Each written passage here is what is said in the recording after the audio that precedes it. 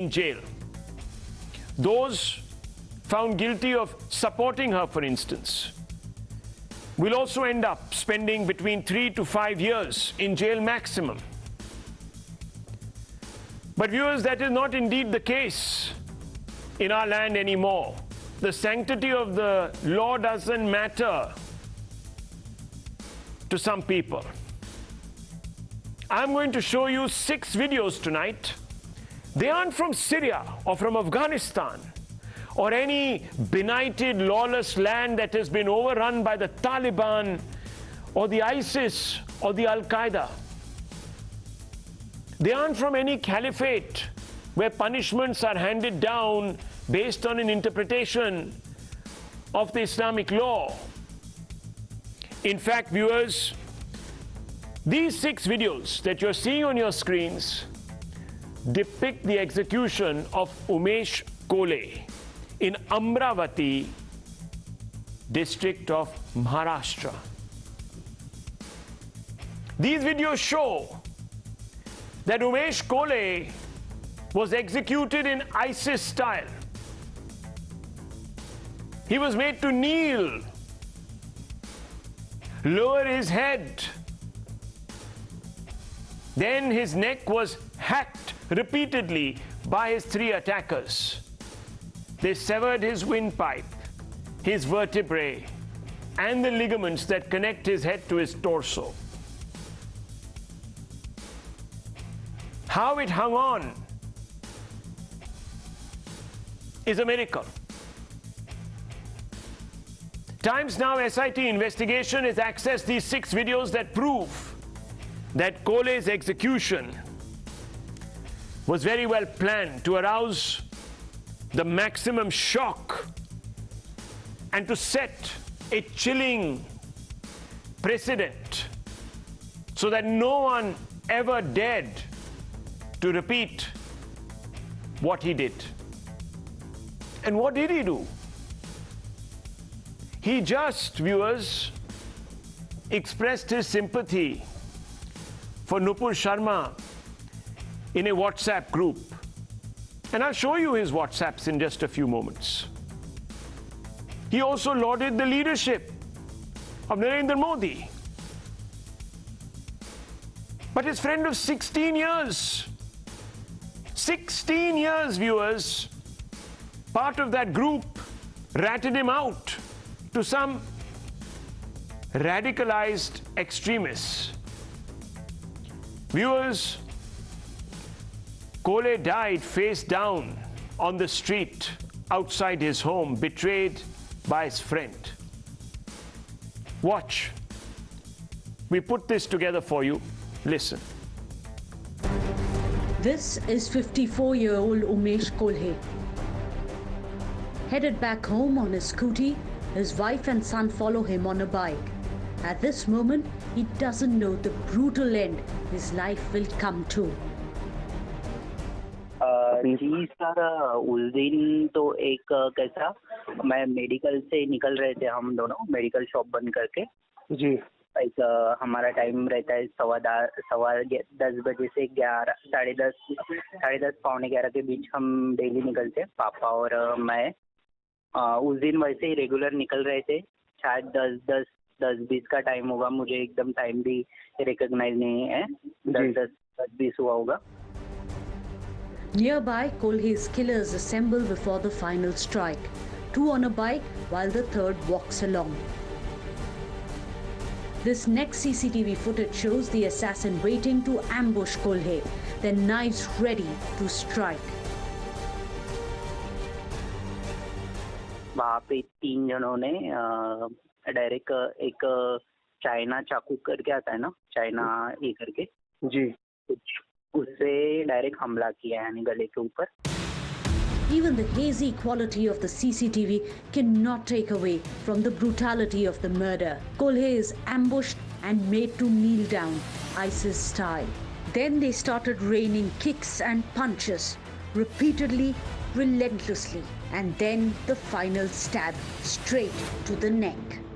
हमला किया और डेथ हो गई। मैं उनका मोबाइल कभी देखता नहीं, और उस घटना के बाद तो मोबाइल यानी ये हुआ था। उनका वैसे तो कोई ये नहीं था कि किसी के साथ झगड़ा भी नहीं था, एकदम सीधे साधे, यानी किसी के साथ अभी तक कुछ भी नहीं है। Umesh Kolhe wasn't just murdered, he was executed. He died face down on the street, nearly beheaded and betrayed by a friend.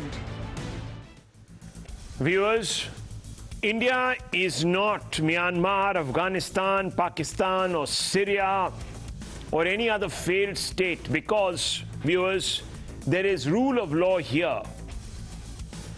But despite the intolerance and the abject disregard for the law that is very apparent in these videos, the baleful obscurantists who did this are being provided cover fire. Cover fire, viewers, by certain activists, politicians, parties, and unfortunately, if you are to believe, 117 notables who have written today an open letter, even the Supreme Court. Yes, viewers, so-called secular, liberal political parties, activists, commentators, all today are saying that this violence is a result of Nupur, single-handedly a result of Nupur's commentary. As you have seen, viewers, this video suggests that the butchers were radicalized and primed to kill. They were perhaps conditioned to believe that any insult to their religious sentiments must be punished as per a law that we don't subscribe to in this country. Unfortunately, viewers, I'm beginning to get the sense that a lot of people don't actually subscribe to it either. What else explains this rationalization of this barbarism? Times Now has been able to penetrate a WhatsApp chat group called Black Freedom. Kolhe and one of the murder accused are part of the group. It now turns out that Kolhe was killed because he supported Nupur Sharma, and even the Prime Minister of the nation, Yusuf, who was part of the group, his friend for 16 years, and who was part of his life, was so upset that he forwarded Kolhe's messages to his killers. Viewers, the extrajudicial killing violates every known ethos enshrined in our Constitution. Yes. Sent by Kolhe on Black Freedom Group is this. Let me show you. Those are the WhatsApps. In response to namaz, Rambaks, read Hanuman Chalisa, he said.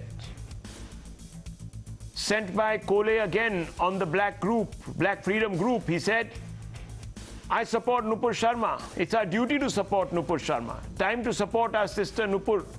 20% shouldn't overpower the 80%. Forward this message and fulfill your duty as a Hindu. What else did he say? Keep the likes coming for Bharat Ka Sher, Modi. That's all it took, viewers, to kill. That's all it took to kill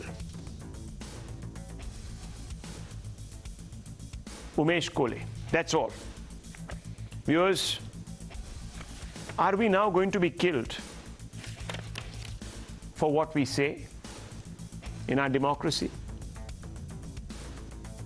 And to who we say it, despite the fact that there is the rule of law in this country, supposedly.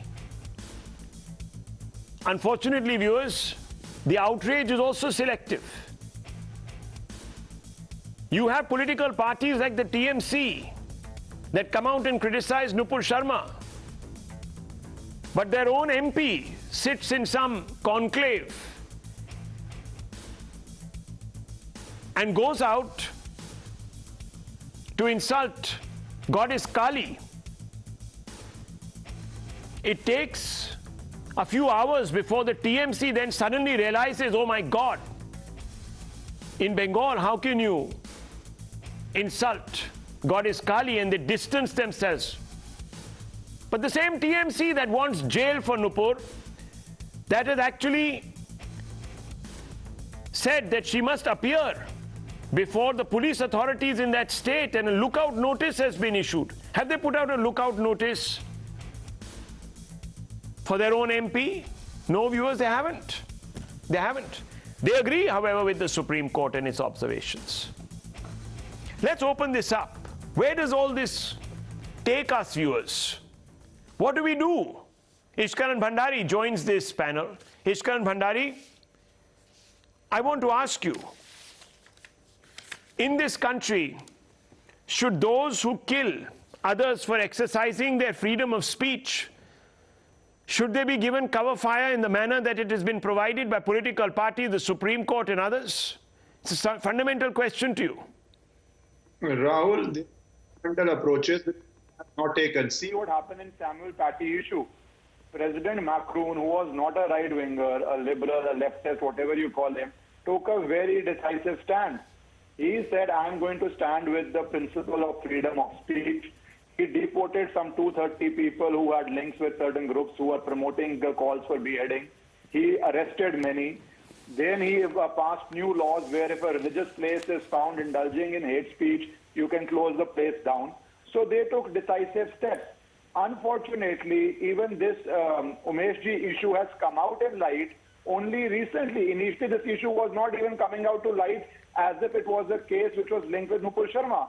Then Kanhaiya Lal happened on video where the terrorists proudly said that the reason they did it is X, Y, Z, and after that reason they spoke, did this got linked to it. Otherwise, probably there was no video. That also would not be linked with Nupur Sharma issue.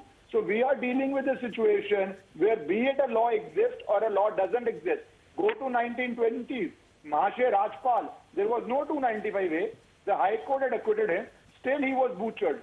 So when people on these streets are willingly butchering and there are intellectual cover fire being given by dog whistles, by painting targets on people's back, by various people promising rewards and saying we will sell our houses to give rewards, then we are into this situation. The only solution is anybody who does dog whistle of violence, promises rewards, be booked under terror law.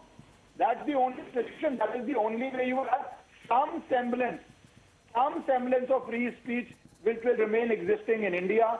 Otherwise, we will all lose our free speech. Okay, that's very, very important. It's a very important point, and I want to go across to the TMC spokesperson, Tausif Ahmed Khan, who has been elevated. Congratulations, first of all, Mr. Khan, for becoming the TMC spokesperson. You served the party very loyally, though you were not part of it. And now, of course, you have been rewarded with a just position. Fair enough. Let me ask you, therefore, in official capacity as a TMC spokesperson, one of your MPs today at some conclave has said, you have the freedom to imagine your goddess. These are her words, not mine. So I want to ask you, and let me ask you this. Should those at the Charlie Hebdo magazine not have also had the freedom to imagine a caricature they drew which proved to be extremely provocative to Muslims? And therefore today, if there are some who stand up, though Hindus will never cross that line, but if there are some who stand up and say we are going to put a bounty on Mahua Moitra's head, will you then, sir, say that Mahua Moitra is to blame?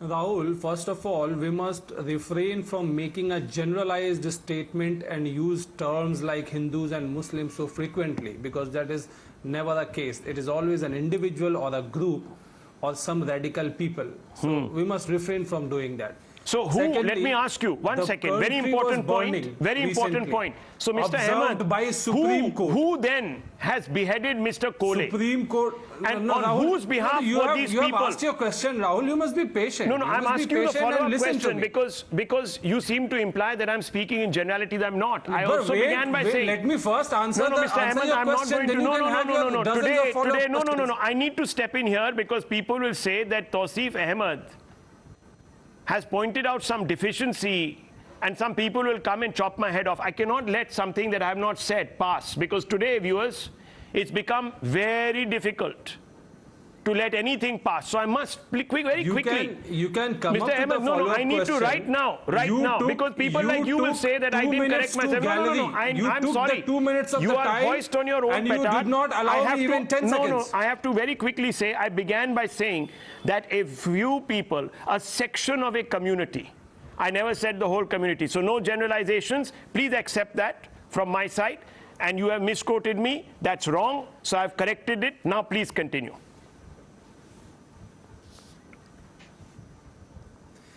Recently, the country was burning, as noted by the Honorable Supreme Court of India. What did the Supreme Court of India say? And who is trying to give a cover fire to protect whom? That is to be ascertained. The Supreme Court said to the Council of Nupur Sharma that nobody dares to touch you. That shows your clout. There are cases pending against Nupur Sharma. Nupur Sharma is being sent summons from police. Delhi police is not taking any action. Who is protecting her? Is the Delhi police not able to find out the whereabouts of Nupur Sharma? It shows who is giving cover fire to whom. Secondly, Supreme Court said that you are single-handedly responsible for what is happening in the country. Despite that, no action from the Home Ministry, which controls the Delhi police. The point today is inaction of the central government, where on one side they acted against Nupur Sharma, they have suspended her. But on the other hand, they are refusing to arrest a person who have they themselves called culprit. They have accepted that yes, the statements made by Nupur Sharma was disturbing, yet no action. What kind of hypocrisy is this? Okay. Would you not talk about that? Do you think that country will run by people who are hypocrites? You're not answering and my question. Media will not question them. You're not answering How my question. How long will this go on? Ahmed Saab, you're not answering my question. You've forgotten the question I asked you. Yes, go ahead. I'd asked you the simple, straightforward question. You have condemned Mahua Moitra. I've given the answer. The TMC has condemned Mahua Moitra, just like the BJP condemned Nupur Sharma. You're talking about hypocrisy. BJP suspended her. Has Mahua Moitra been suspended? Nupur Sharma has been suspended. There has been international uproar against Nupur Sharma's statements. I'm asking you. There is a case pending against Nupur Sharma under sections of IPC. Have you suspended Yet Mahua no Moitra? action.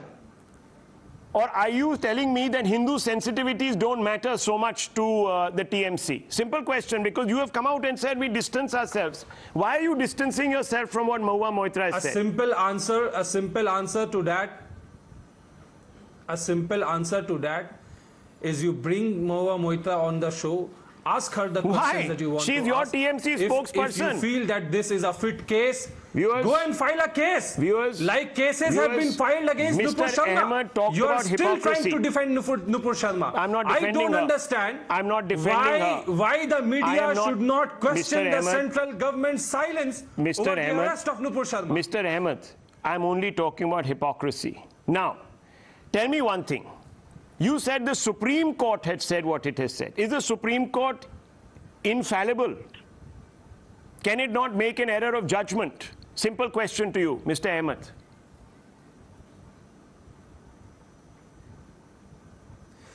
First of all, you must know that these are the observations, not the part of the judgment which is binding. So I'm asking this is a mirror being shown can an by observation the not be judiciary wrong? of India. Can an observation this is a mirror be shown wrong? to the government. I'm asking you, and can an observation be wrong? Mr. Ahmed, respond to me. Can an observation be wrong? Of the citizens. Forget it. I'm asking you a question. can Mr. Ahmed, the observations be wrong? Simple open question, yes, no. If you feel these observations are wrong, challenge them. I'm only asking you. Unless it is challenged, it is right. I'm talking now these in generalities. These observations are right as long as they are not Mr. challenged Ahmed, and I'm speaking in generalities. I'm not talking about this case. Can any observation by the Supreme Court be wrong? It's a general question. It's an open question to you. I am talking about the case. Okay. Now, viewers, listen to this. Listen to this. I'm quoting out of the Hindu. In the beginning, 16th August. Please do not generalize. No, 1 second. I am now going to quote. In hand, which is Nupur Sharma. Why is she not arrested in yet? 2012, Simple viewers. question. In 2012, this is Mamata Banerjee herself. Now you can just see how the TMC spokesman has dodged me. I asked him. I said, if the TMC believes that it needs to distance itself from the remarks of Mahua Moitra, just like the BJP, why hasn't the TMC taken action against Mahua Moitra by suspending her? He says there are no cases against her. Tomorrow, if there are cases, will the TMC suspend Mahua Moitra? We'll have to find out. I doubt it. We'll see. Number 2, viewers, I asked him very simply this. If, as Mahua Moitra says, you have the freedom to imagine your goddess, why shouldn't those at Charlie Hebdo also have the freedom to imagine their caricature in a particular way? No answer came on that because he knows he will be in trouble if he endorses what they said or what they did at Charlie Hebdo using their imagination. Again, viewers, 2 different yardsticks. 3, he says Supreme Court has said it, that is why it must be right. I asked him, can a Supreme Court be wrong? He didn't want to answer in this particular context. He said, I'm only speaking in this context because he knows, viewers, that Mamata Banerjee herself. Mr. Ahmed, you're going to shout over me. I'm not shouted over you. So I'm not going to get into that. I'm not going to be pulled into a shouting match with you. You're good at that. I'm not very good. So let me come back to the point. He knows, viewers, that even Mamata Banerjee has questioned the judiciary.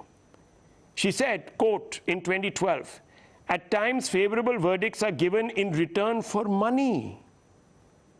This is what Mamata Banerjee has said. There are instances when judgments have been purchased. There is corruption among a section of the judiciary. I know there can be a case against me for saying this. But this must be said, and I'm ready to go to jail for saying this. Now, viewers, she said this on the occasion of the West Bengal Assembly's Platinum Jubilee celebrations. She was roundly criticized. So, viewers, here you have a situation where nothing is above question, except, of course, what Nupur Sharma says. That's hypocrisy. They will never call out the hate that is now visible, Abhijit Iyer Mitra, on our videos, because it's inconvenient. That means you will have to shift blame away from Nupur Sharma and address the real problem. And what is the real problem, viewers? I am not saying this. Kerala Governor Arif Muhammad Khan has identified it. The mindset, he says, of these Islamists. And where do they pick up this? He says in madrasas. These are his words, not mine. He's a bona fide Muslim. He knows his community. He's not speaking in generalizations. But the moment you begin to fault the mindset, you let Nupur Sharma off the hook. You see, viewers? And then your case implodes. Nupur Sharma, even if she's guilty, will have to serve maximum of 5 years in jail. So would Mr. Kole have served maximum of 5 years in jail, Mr. Iyer. He wouldn't have been hung. He wouldn't have been given the death penalty which he has got, which Nupur Sharma has been now threatened with. So explain, why is there this hypocrisy? And I think you're on mute. Yes, Mr. Mitra. Yeah, there you Rahul, are. Yes, I can hear you. See, the thing here is, even if it had been 5 years for Nupur Sharma and Umesh Kole, we all know what happened to Kamlesh Tiwari. He spent 6 to 9 months in jail, and then he was given an extra constitutional death sentence by certain people. So basically, there is a death sentence on Nupur Sharma's head. Let us be clear about it. And one mischievous fellow painted, deliberately, knowing full well what the consequences would be, painted the target on that lady's head. Now, I have supported Mahua Maitra's statement today, just like I supported her statement before. She's a serial offender, if you call it an offense in that sense. I don't. I support Mahua Maitra's right to say what she said today, and I supported her right when she compared the Shivalinga to a nuclear reactor, if you remember that. The problem is, she has been at the forefront herself of calling for Nupur Sharma's arrest. Right? Yeah. The TMC itself has been at the forefront. I think your colleague Navika has been served lots of notices as well, and there's a police lookout against her as well. Yeah, I'm even included in that. Precisely by the TMC. Even I am included in that. Larger conspiracy, they called it. Even you are included in the that. West Bengal police says. This is not the first one, by the way. I'm a serial conspirator in the eyes of the West Bengal police. They've summoned me quite a few times. They want me to be jailed. And they also want Nupur Sharma to show up there. They also want Nupur Sharma to be there when we all know that perhaps for her to travel there could be a life-threatening experience. But they don't mind because it might help them at some level, boost their image. So we need to be very clear about this, that the rule of law in India has never existed. These kind of mental gymnastics that Tausif had to do right now, this is what every state government in India does. It is also to an extent what the central government also does. Because remember, they themselves throw Nupur under the bus, claiming that what she did was wrong instead of taking a principled stand. Absolutely. And this all comes down to the fact that in India, we are not clear about our first principles as a state. We do not look at second and third order effects. We do not look at downstream effects, as opposed to France, which is very, very clear on what constitutes freedom of speech. And mind you, they haven't, it's not just religion. Even in terms of these new madcap religions like gender ideology and things like that, they have taken a very, very firm stand against all of that. Well, because they didn't have a Nehru, Mr. Iyer, who, in all his wisdom, decided to move the First Amendment. And that too, when he didn't have the right to, because he was not, actually he was an interim government, the head of an interim government, not even an elected government, to bring about an amendment to the Constitution and fetter free speech. So we have this conundrum now, where if you speak something that someone else doesn't like, you could be killed for it. Yes, but to be fair, the French did have their Nehru. He was called Charles de Gaulle, except that he stood tall. He stood feet physically and metaphorically over the leaders of his time, and he was very clear about what he wanted the French Fourth Republic to be, where freedom of speech would be enshrined and protected no matter what the cost. Exactly. And mind you, it is not just France. Remember, Denmark, despite all the flag burning and attacks and everything, they protected the right of Jyllands-Posten to publish whatever cartoons they did. The problem here is, Rahul, it doesn't matter just Tausif. Tausif is not the only guilty one here who's playing mental gymnastics. You get any politician from any party here today, BJP, Congress, TMC, DMK, ADMK.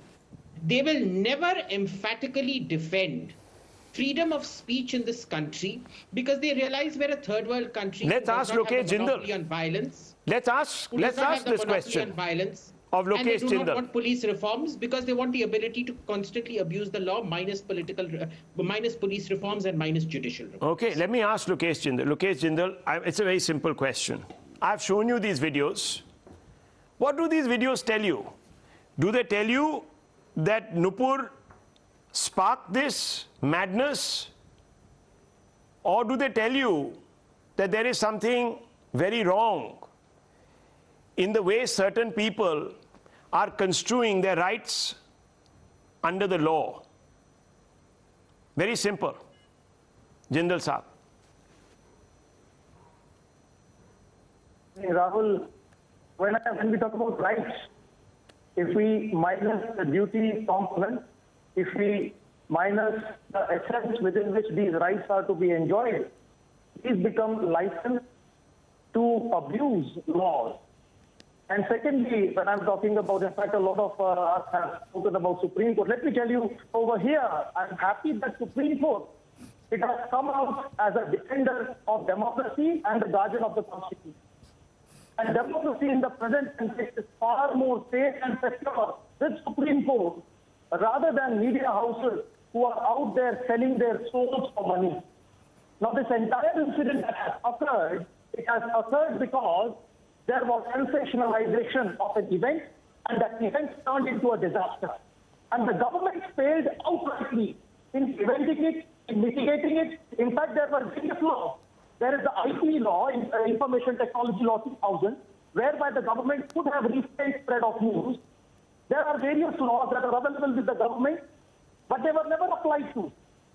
Because see, in 2014, there was a study report that was submitted by Yale University, which stated that whenever there are riots happening, BJP is benefited with it. There is a 0.8% appreciation in its vote bank. And now the moment the year comes 2022, where there were 8 elections in states, we see that right from December 2021, there are series of riots happening month after month. And who is benefiting from it? We need to think over it. The lives of the people are at stake because of political gain, and we fail to realize that this entire ecosystem that is emerging in the present context, it is dangerous for. So, Mr. Jindal, you are saying that the reaction to the beheadings, etc., the reaction to the Nupur comments are valid. Is that what you're saying? What prompted Nupur Sharma to comment in this particular manner? That doesn't matter. She might be bigoted. She might have been bigoted. But I'm asking you, was the reaction equally bigoted? Yes or no? Jindal Saab, was the reaction equally bigoted? Yes or no? I told you, Rahul, he'll never answer. Yeah, he won't answer. I'll tell you now, viewers, what is wrong with what Mr. Jindal is saying. You see, viewers, the Congress has lost not one but 2 prime ministers. And I think Tehseen will bail me out on this. He will perhaps point out to Mr. Jindal where he's going wrong by trying to rationalize this lunatic reaction to what Nupur has said. You see, he says, if you abuse the law, Jindal says if you abuse the law, then sorry, you have to suffer the consequences. That's what he is saying. Because if you abuse the law will be applied to judge you. And what does the law say? That you can go to jail for a maximum of 5 years or 3 years, depending on the context, the exact proof, and so on and so forth. Nupur doesn't deserve to die, Umesh doesn't deserve to die, neither does Kanhaiya, neither does Kishan, neither did Kamlesh. But they have been killed or being threatened with death because the people who are doing it don't believe in the law. They believe in their own version of the law. And that's problematic. Because the Congress should be the last party that should be upholding this action-reaction theory. Then, viewers, Indira Gandhi, who was killed, her killing is to be justified. Rajiv Gandhi, who was blown to smithereens, his death should be justified. After all, they felt very aggrieved. The Sikhs felt aggrieved that Indira Gandhi sent forces into the Golden Temple, which is holy ground for them. So, Tehseen, how does this work? Please explain to me. If Nupur triggered that reaction, then did Indira Gandhi trigger the reaction that ultimately led to rioting, death, and her own assassination? Can you explain? I'm very confused now. Are we going to give license to street veto power?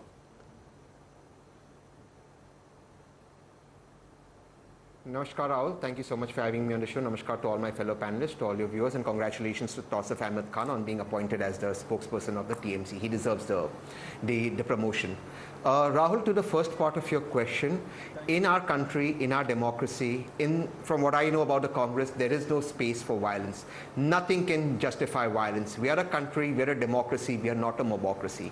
What Nupur said was hateful, bigoted, deserves the highest condemnation. Law must take its course. But you cannot justify saying Sir Tan Se Juda or Nupur or anyone else will be beheaded. Why? If someone's doing that, that needs to be condemned with the strictest action. Why, Mr. Poonawalla, can't you justify that? Because if we follow the rule of mobs, then one day the mobs will come after us. This is a country that's run on the constitution. This is not a country, this is not a banana republic. If Nupur has said something wrong, the law will take its course. She will be pronounced guilty and she will serve her time in jail. But you cannot have mobs coming there and delivering vigilante justice, just as you cannot have mobs delivering vigilante justice when, for example, there were accusations of cow smuggling. It cannot be accepted. It does not work in a democracy. Second part to your speech, and I'm grateful that Abhijit is standing up for Mahua Mitra. But look, freedom of speech, and I've always said this, I've said this on your platform, we must err on the side of excess freedom of speech, not on the side of less freedom of speech. But we have to see the intent behind freedom of speech.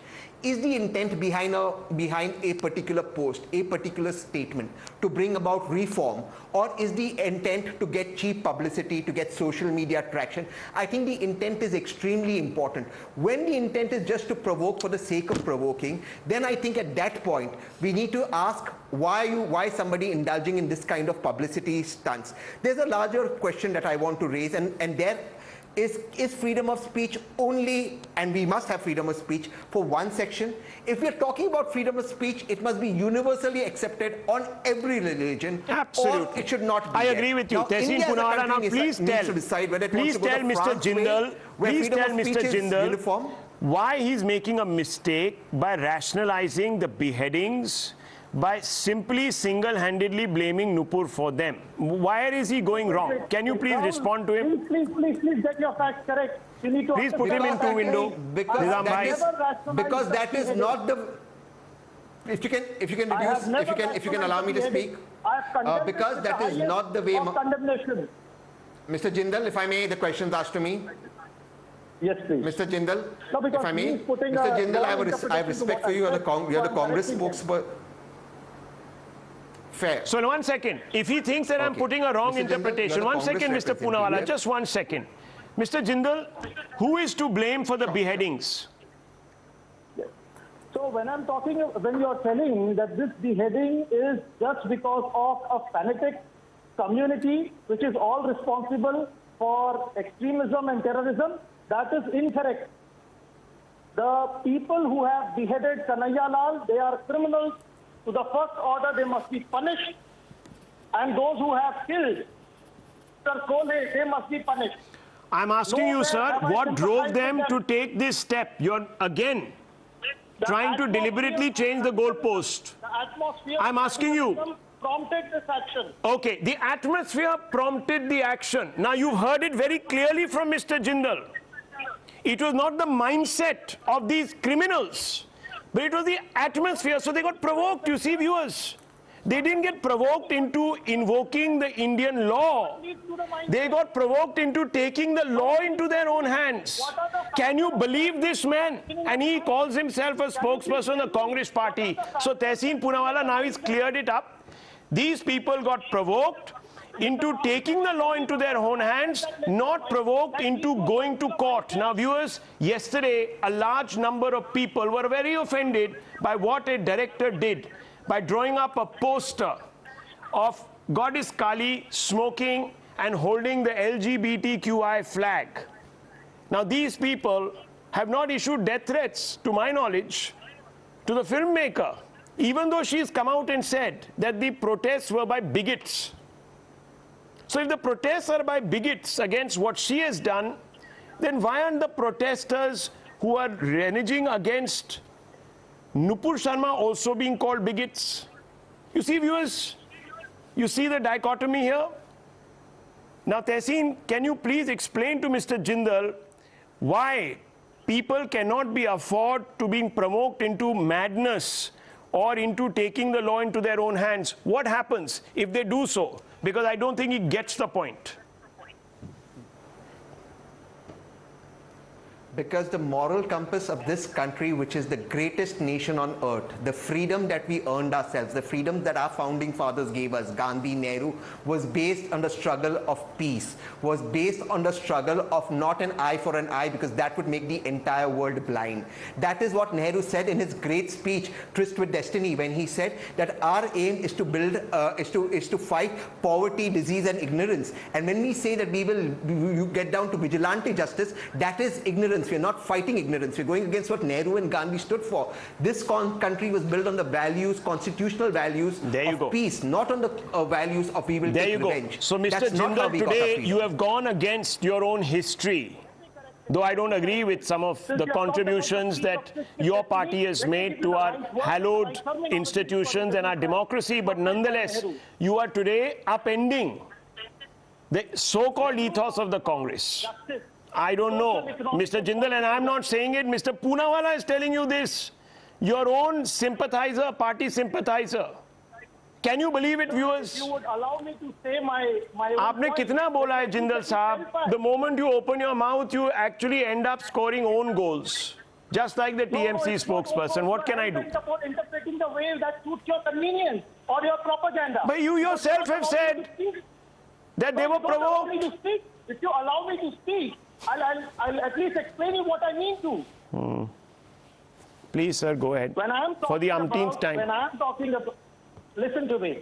When I'm talking about the objective resolution, now Mr. Poonawalla has already talked about our freedom fighters, and let me tell you, in the objective resolution itself. Sir, I'm not getting into all of that. Please, now, you know, I'm not going back into your history. Your hallowed history. Please, sir, spare the history lesson. I only asked you a simple question. If you don't have it within you to say that the persons who are doing this are motivated by an obscurantist ideology and a mindset, then, sir, there is no point in having this discussion. Because you need to then, therefore, listen to Mr. Tehseen Poonawalla or argue with him and take this conversation somewhere else. I need to move on, viewers. Enough of this argy-bargy and going around the bush, because, unfortunately, that is what Mr. Jindal wants.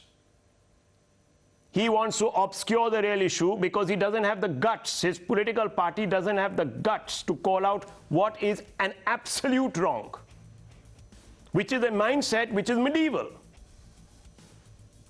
which gets so provoked that they take the law into their own hands. And I'm talking about a group. He wants to create a rationale for that group, give them a face saver. They got provoked, bichare. Doesn't work that way, viewers. We have a constitution, we have law. I can think I've been wronged. I can go to the court. I can't take instant justice. We need to be very careful. And actually, people like Jindal and company are doing a massive disservice to our democracy, viewers, by creating this selective, cherry-picking narrative. Be very, very careful of them. I need to move on, because Kanhaiya Lal and Umesh Kole were killed in cold blood for their views in a democracy because some in a particular community took exception, some viewers. And yet 5 days ago, the Supreme Court observed that suspended BJP spokesperson Nupur Sharma was single-handedly responsible for what is happening in the country and must apologize to the nation. The Supreme Court's observation to pin the blame for the violent backlash to her remarks has now been challenged. Prominent citizens, including 15 retired judges, 25 armed police officers, and more than 70 bureaucrats are signatories to an open letter. They raised 11 points to highlight how the recent comments made by the two justices had surpassed, in their words, the Lakshman Rekha. Viewers, this letter says that their views, their observations were not in sync with the judicial ethos. This is what this letter says. The letter raises, as I told you, several points. I'll just read out one paragraph. Nupur Sharma sought access to justice system before the highest court, as that court alone could consider the grant of relief being sought. The observations that have no connect jurisprudently with the issue raised in the petition transgressed in an unprecedented manner all canons of dispensation of justice. She was de facto denied access to judiciary, and in the process there was an outrage on the preamble, spirit and essence of the Constitution of India. Perceptionally, the observations, Nupur Sharma is adjudged with severity guilty in a proceeding where this was not an issue at all. Reflection, she is single-handedly responsible for what is happening in the country, has no rationale. By such observation, perceptionally, there is virtual exoneration of the dastardliest beheading at Udaipur in broad daylight. So what I was saying to you, the observations also graduate to most unjustifiable degree that this was only to fan an agenda. Unfortunate and unprecedented comments emanating from the two-judge bench of the Honorable Supreme Court have sent shockwaves in the country and outside. The observations simultaneously relayed by all news channels in high decibel are not in sync with judicial ethos. By no stretch, these observations, which are not part of the judicial order, can be sanctified on the plank of judicial propriety and fairness. Such outrageous transgressions are without parallel in the annals of judiciary. The annals of judiciary. This is what this petition is saying, this statement. And I want to open this up. Dr. Anand Ranganathan, Sanjay Dikshit, author and former IS officer who's a signatory to this petition, is with us. Tehseen Poonawala, Ashutosh, senior journalist, are with us. Dr. Ranganathan, on the basis of this petition and the widespread outrage which is shared by perhaps a wide number of Indians, perhaps even in the majority, should the top court issue a clarification at the very least, or at the very most expunge these remarks?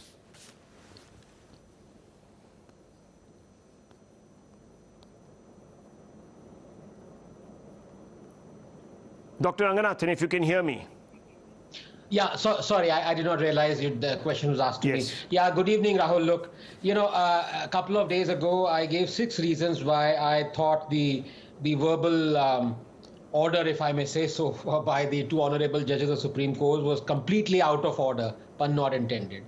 And you only have to hear the open threat by the caretaker of Ajmer Sharif Dargah today to behead Nupur and mortgage his house to the person who beheads Nupur, to realize the catastrophe the Supreme Court judges have brought upon us. I'm glad that other than the IS officers or police officers, it is the slew of ex-judges that have spoken against these 2 judges.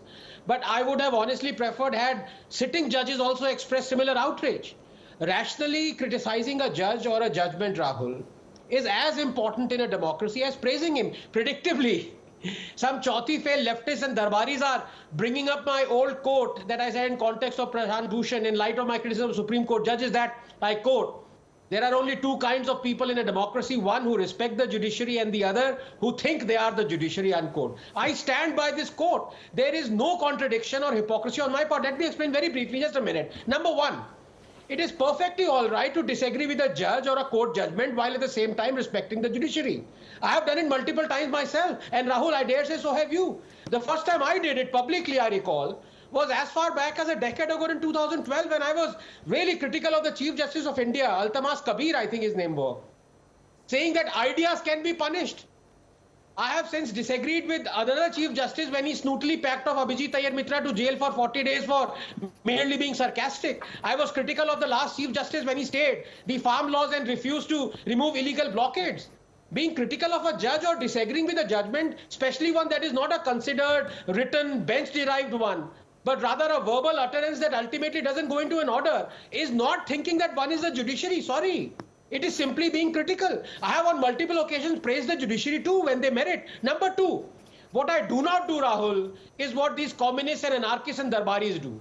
Cross the boundary every single time a judgment is not to their liking and slander the judge with vile, unproven accusations of corruption, nepotism, blackmail and quid pro quo. Sure, you must be allowed to, in my view, get away by calling the judiciary, the legislature, the executive and the press as corrupt.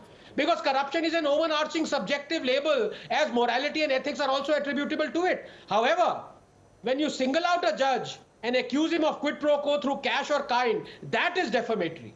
When you defame Justice Chandrachud by bringing in the legacy of his father who had to apologize in the wake of the Loya judgment, when you attribute quid pro quo in the wake of the Ayodhya judgment, when you incite people to pour onto the streets in the wake of the Narmada judgment, when you hail Justice Diwani as a hero after he overturns the trial court acquittal of 3 Hindus in the Viramgram riots case and convicts them, but call him a shameless BJP stooge and a villain when he acquits Kodnani. When you do all this and more, you are not respecting the judiciary, you are becoming the judiciary. I trust the difference is clear now, even to these Chauthi fails and Darbaris.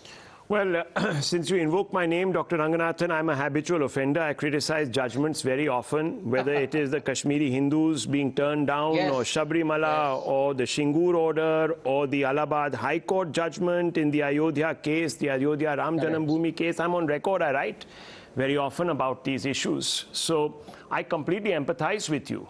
My question, therefore, remains, will now at least the justices, the honorable ones, in our court, which are appointed to do an honorable job, do what is honorable now by Nupur Sharma also, which is to take back those observations, because they have ended up prejudicing her case, quite frankly, for eternity now.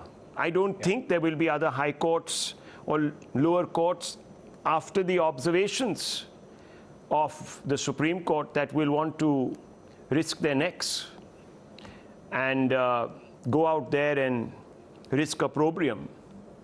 So, Ashutosh ji, has the time come now for these two justices perhaps to come out there and give a clarification, if nothing else? Or should they just let it go? No, Rahul, I think I must have been very pleased if my dear friend Anand Ranganathan could have said a word about Nupur Sharma in the statement, because that brought embarrassment for the country. And the party itself has decided that she has crossed the Lakshman Rekha, and so she was suspended from the party. I think he hasn't uttered a word, and this letter also does not. Let me complete. Let me complete, Your Anand. Yeah, then you can let him complete.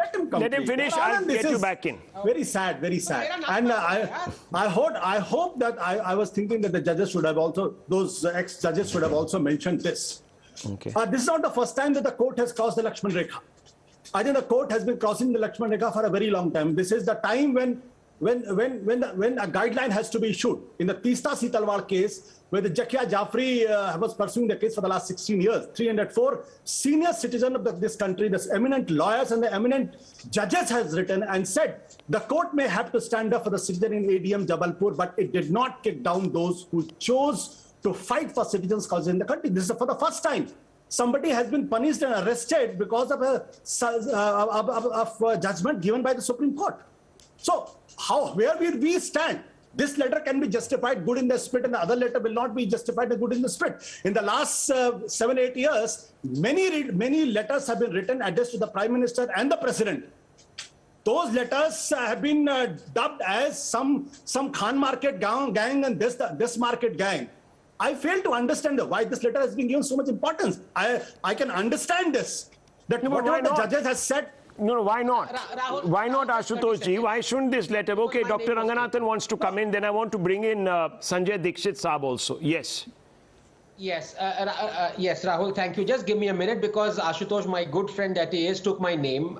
So I am duty bound to rebut his frivolity. I hope, Ashutosh, please, you will not interrupt me, because I need to make 2 points. Number one, Ashutosh said that I would have liked, had my friend Anand also mentioned Nupur and the difficulty it put the nation in. I am sorry.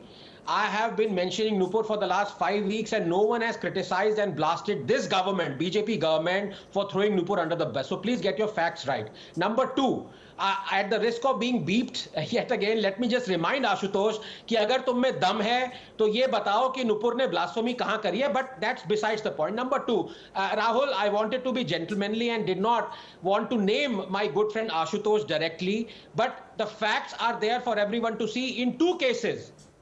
Number one, Ashutosh has joined the party where the president said, I am proud to be an anarchist. He was the one who said that Justice Denani, when he acquitted Maya Kodnani, was a BJP stooge. And he was the one, Ashutosh, who praised the same justice for convicting and overturning a judgment and convicting the 3 Hindus in Veera Ram Gram case. He was the one who came on to the streets upon the call by Medha Patkar when she said, let us openly defy the Narmada SC judgment. तो ये anarchists हैं, ये खुद अपने आप को जज समझते हैं, नाम हम लोगों का बदनाम करते हैं. Ashutosh, I hope I am very clear now. I have talked only facts. If anything more you require, आ जाओ JNU, आ जाओ, कॉफी पिलाऊंगा और तुम्हें एक बार फिर से facts बता दूंगा. Anand, I would have been very happy that if you had condemned Nupur Sharma's statement, because her statement brought embarrassment to this country, humiliation to this country, and the party herself, needs to the conclusion that she has let the country down and suspended. So you can't sit on a judgment. You can't sit on a judgment. No, 1 second, Ashutosh. Let's all hang on. Let's just 1 minute. Let's not go off. Even the beheadings have got, viewers, brought embarrassment to the country. And all those great Gulf countries that we were running. I remember Rahul, the Prime Minister, when the Chief Minister, he said every action is the reaction. Sir, देखिए. Godhra was an action and the Gujarat right of the reaction. Ashutosh जी, मेरे को बोलने दीजिए, please. अरे, बोलने तो दीजिए, sir. बोलने तो दीजिए, sir. Rahul, 10 seconds. 1 second. 10 seconds. The beheadings have also got us huge amount of embarrassment, viewers. So 1 second, extrajudicial. 1 second. People will think we're a banana republic today. Can you believe it? Viewers, people going around lopping people's heads off because they don't like something that has been said, which the law only punishes by a minimum of 3 or a maximum of 5 years in jail. Here, death sentences are being pronounced on a daily basis. What does that tell you about our country? In France, the president goes to visit Samuel Paty family. They actually held a national memorial service. Here, the national government went and groveled internationally. And those same countries today are not counseling some misdirected members of the Muslim community that they took up cudgels for. Viewers, for carrying out beheadings. What does that tell you? It tells you a lot. But I'm not on that point. We are on the Supreme Court. And let me just tell you, viewers, and I want to make this very clear. This is what the Supreme Court said in the Farooq Abdullah case in 1984. Sanjay Dikshit, please pay attention. I'm coming out to you. Critics are instruments of reforms, not those actuated by malice, but those who are inspired by the spirit of public weal. Bona fide criticism of any system or institution is aimed at inducing the administrators of that system or institution to look inwards and improve its public image. Courts do not like to assume the posture that they're above criticism and their functioning needs to no improvement. And we have a justice who recently, after having made the observations, comes out and says, oh, we must regulate social media because, you see, it is critical of us. There are not morons only on social media. There are also people like Dr. Anand Ranganathan who write, who put out their pieces, who have considered views and are critical of the Supreme Court. There are also people like Mamata Banerjee who in the assembly stood up and suggested there was corruption. There's also Prashant Bhushan who suggested very much the same. So whether the judge was talking about personal attacks on justices or on the institution itself, he must realize that this is still a democracy, which is still, thankfully, unregulated on whim. But Mr. Dikshit, what motivated you to write? And do you think that the justices owe some sort of a clarification to the rest of us? Of course they do, because this particular incident, I would call it an incident because it was not reflected in the order, and that is the biggest problem. The observations themselves are problematic on several counts. Let me narrate just 4 of them. The first one is that all their observations were of the kind that actually denied equal protection of law to Nupur by suggesting that Arnab Goswami was on a separate footing, by saying that other people were separate footing, that she had clout and she was, several notches below others. So that is denying equal protection of law to her. That is one. The second one was that actually it was chilling for free speech when they said that you cannot debate a sub judice matter on the channel. So if it comes to that, I think Rahul Shivshankar and everybody else, we can simply shut down all these debates because for everything that is being talked about, there will be something which will be sub judice somewhere. And the third point, which is very, very disturbing, was that they virtually supported the blasphemy law. They almost endorsed the Sharia law when they refused to listen to anything that the advocate, I think senior advocate Manjeet Singh was saying. that he said that she was provoked. They refused to listen. They said that there was a context. They refused to listen. So are you saying that they should now come out and clarify? Instead, they said, we've gone through your letter. Should they now come out and clarify, or what are you actually demanding right now, Mr. Dixit? Please, let me explain. No, what are you demanding? What's your prayer? That's what I'm saying. My prayer is that you cannot institute vicarious liability in criminal law. How is it undone? How do we undo this now?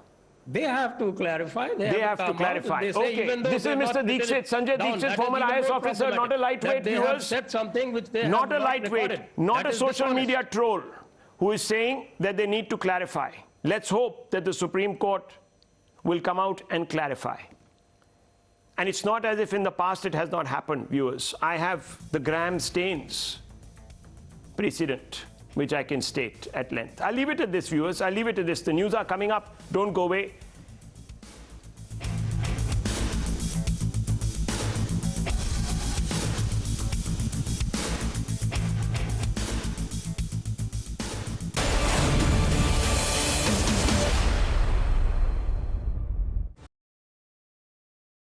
आसन दिया गया कि आप अगले 6 साल चुनाव नहीं लड़ सकते।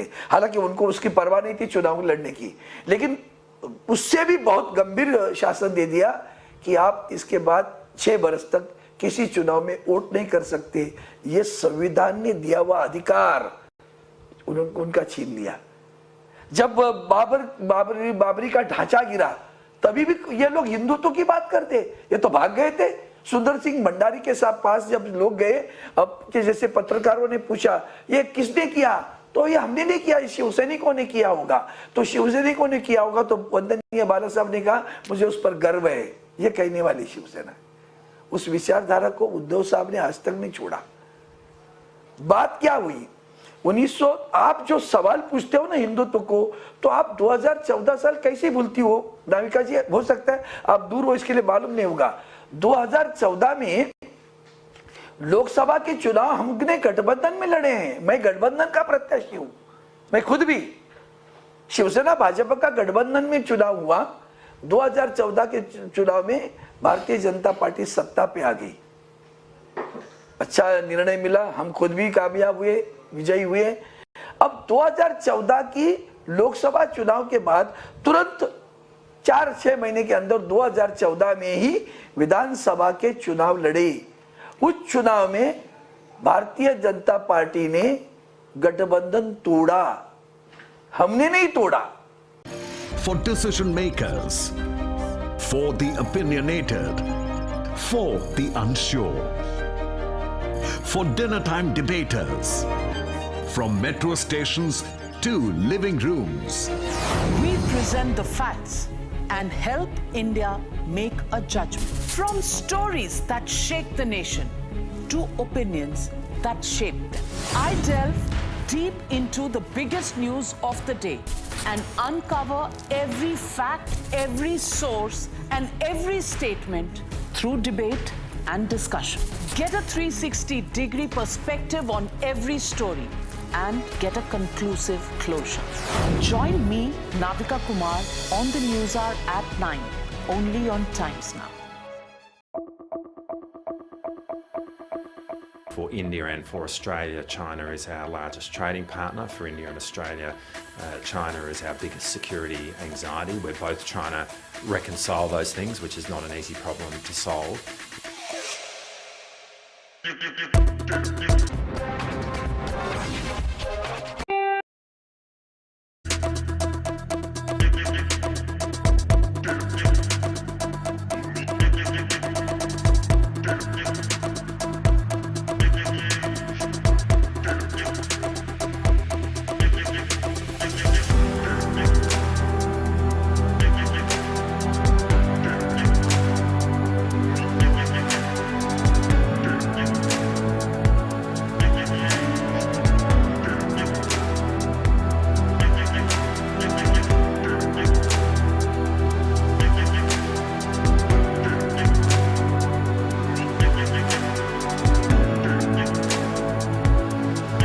This is a time to be comparing notes with friends, and that's the next point. India really is a close friend. We have shared values. We are both democracies that value the rule of law.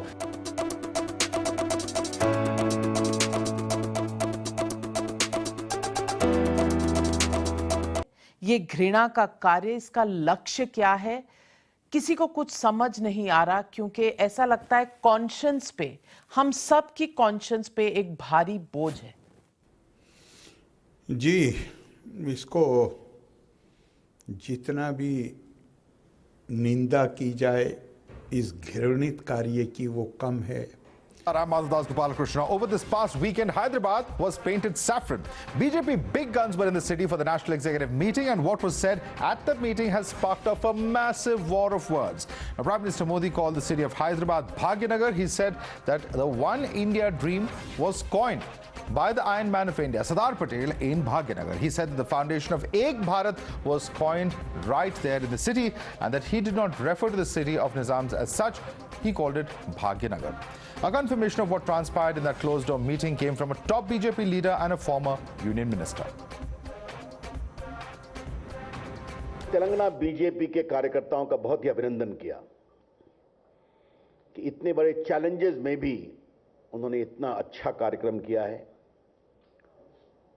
और उन्होंने एक प्रकार से हम लोग को sentimental किया कि Hyderabad Bhavnagar has significance for all of us.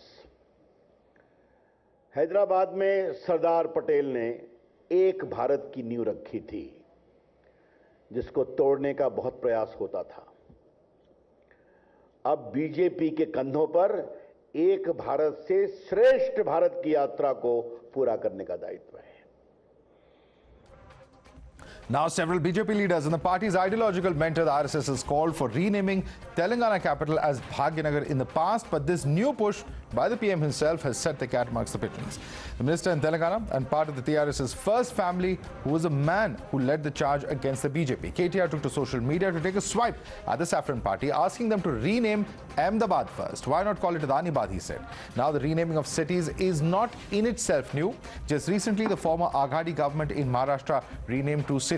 Aurangabad was renamed Sambhajinagar, and Osmanabad is now going to be called Dharashiv. Even in Congress's Raj, multiple city names have changed.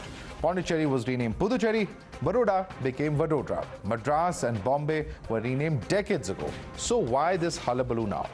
Now, many of the cities and places' names have been changed over the past few years to right historical wrongs.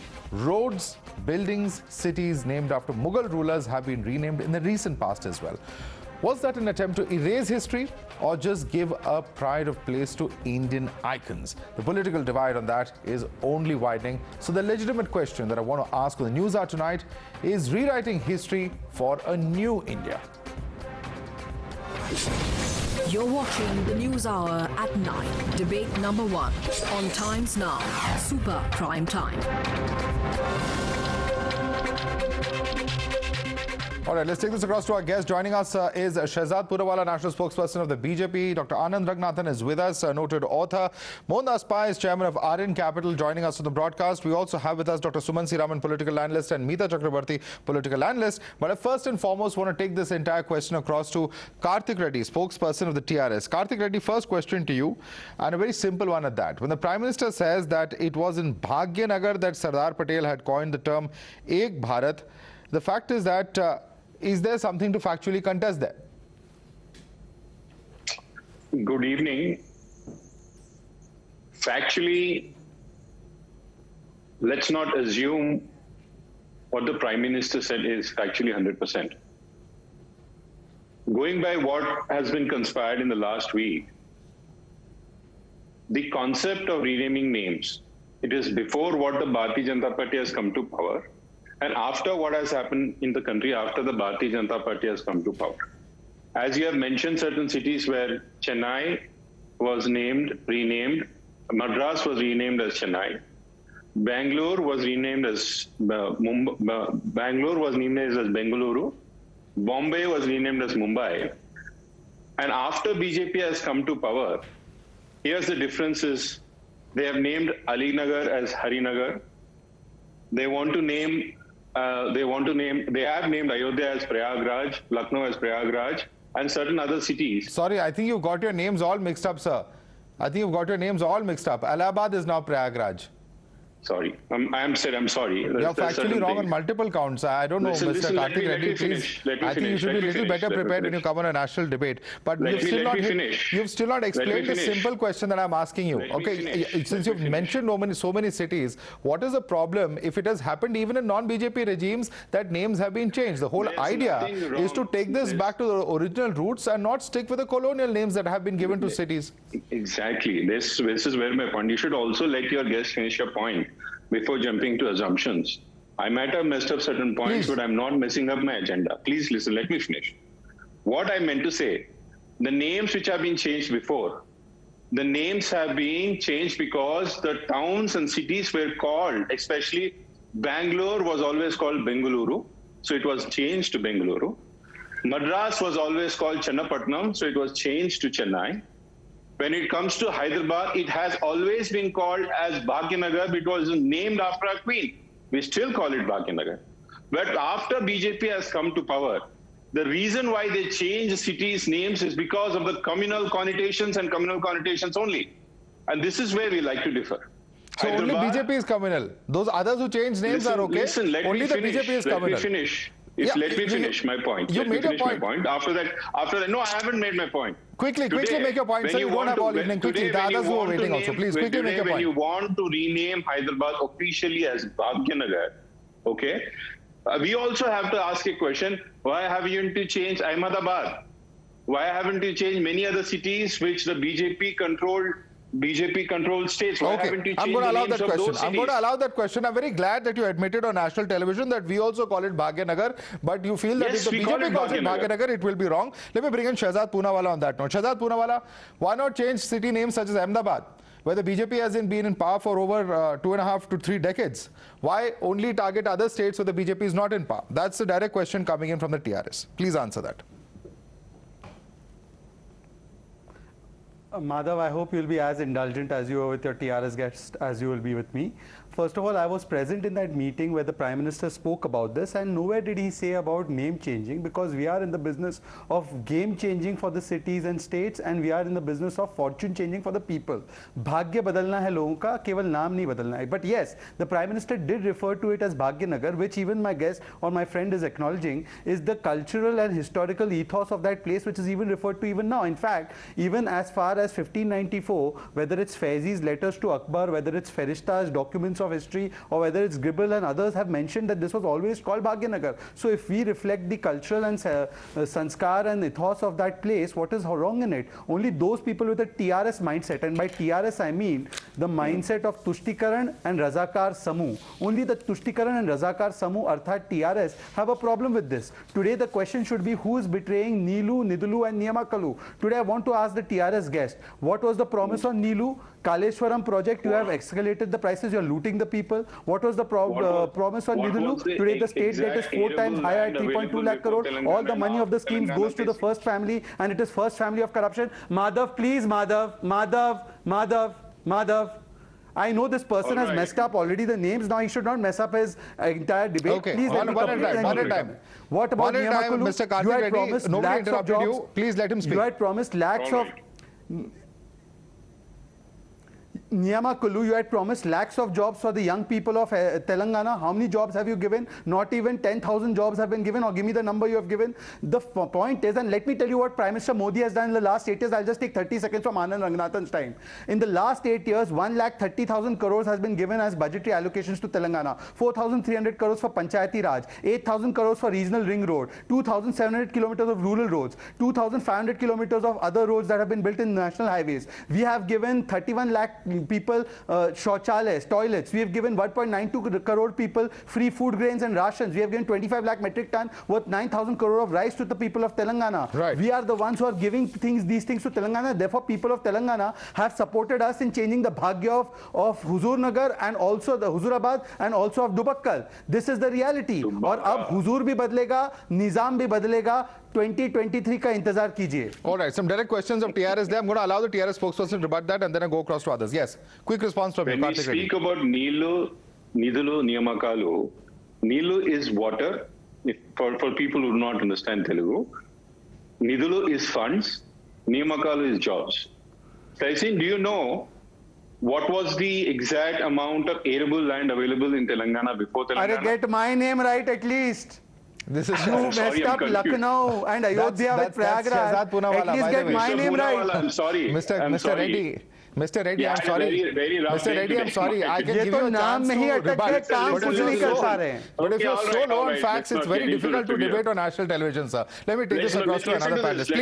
Please, I'm going to allow you to collect your thoughts. Please read the names of everyone correctly, and then please don't mispronounce them on national television. Finish my point at least, Sir, you're repeatedly now coming out and making points which are factually incorrect. We cannot have this kind. 30 seconds to you by the clock. 30 seconds, make your point. All right. What all the 3 points he has mentioned, Mr. Poonawalla, all the 3 aspects we have doubled in our deliverance. Telangana state has doubled in our arable land. We have delivered jobs, not just 10,000, mind you. We have notified for more than 75,000 jobs. How many jobs? Give me the number. Last month. We have delivered more than 80,000 jobs. We have delivered more than 80,000 jobs. In the last 8 years, only 75,000. In 8 years. And what is the union government has done? What has the union government has done? What has the union government has done? We have delivered more than 80,000 jobs in these 8 years. We have notified more than 90,000 jobs this month. Okay, that's the jobs. And funds? And what are we talking about funds? In 8 years, you gave 75,000 jobs. In 1 month, you notified 90,000 jobs. Who are you trying to fool, sir? Are you an official spokesperson of TRS? Let me finish. Are these figures authenticated? We proudly say that the Telangana state has been one of the biggest contributors to the union government.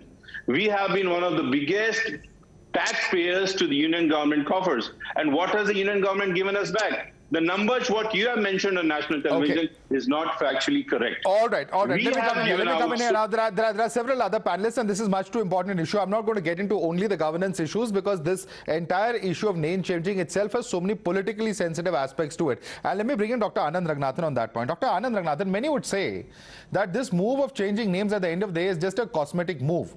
Well, yes, of course, people have every right to, look back at their history, their culture, their heritage, their past. But at the end of the day, we have seen so many name changes that have taken place on ground, for instance, in Uttar Pradesh, which is right next to Delhi. And many would question, does that really have an impact as far as governance ultimately is concerned? And what the last man standing in the line gets? Good evening, Navika. This is a wonderful mirror now debate. And I just hope my fellow panelists will indulge a couple of minutes of my time. A couple of things that needs to be said. The first is that the name changing is not happening for the first time. And it must happen, because nations weaken not because of their past, but rather by how they are taught it.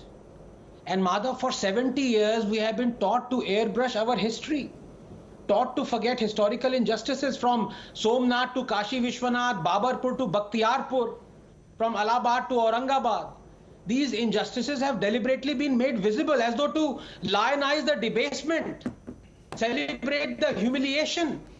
We know more about the wretched Mughals than about Shivaji and Rana Pratap and Prithviraj Chauhan. And the tragedy is, those people who've taught us this, they want us and others around the world to remove historical injustice. Do you know who removed the statue of King George V from the boulevard or the Rajpath in the 60s? It was the Congress. Do you know who clamored for renaming Bangalore to Bengaluru? You are Anantamurthy, a leftist. So when they do it, it is kosher. When other people want to not just rename Allahabad as Prayagraj, but to bring back the original name of Prayagraj, then all hell breaks loose. And I'm not denying that there is a bit of hypocrisy and double standards here, as the TRS spokesperson also said.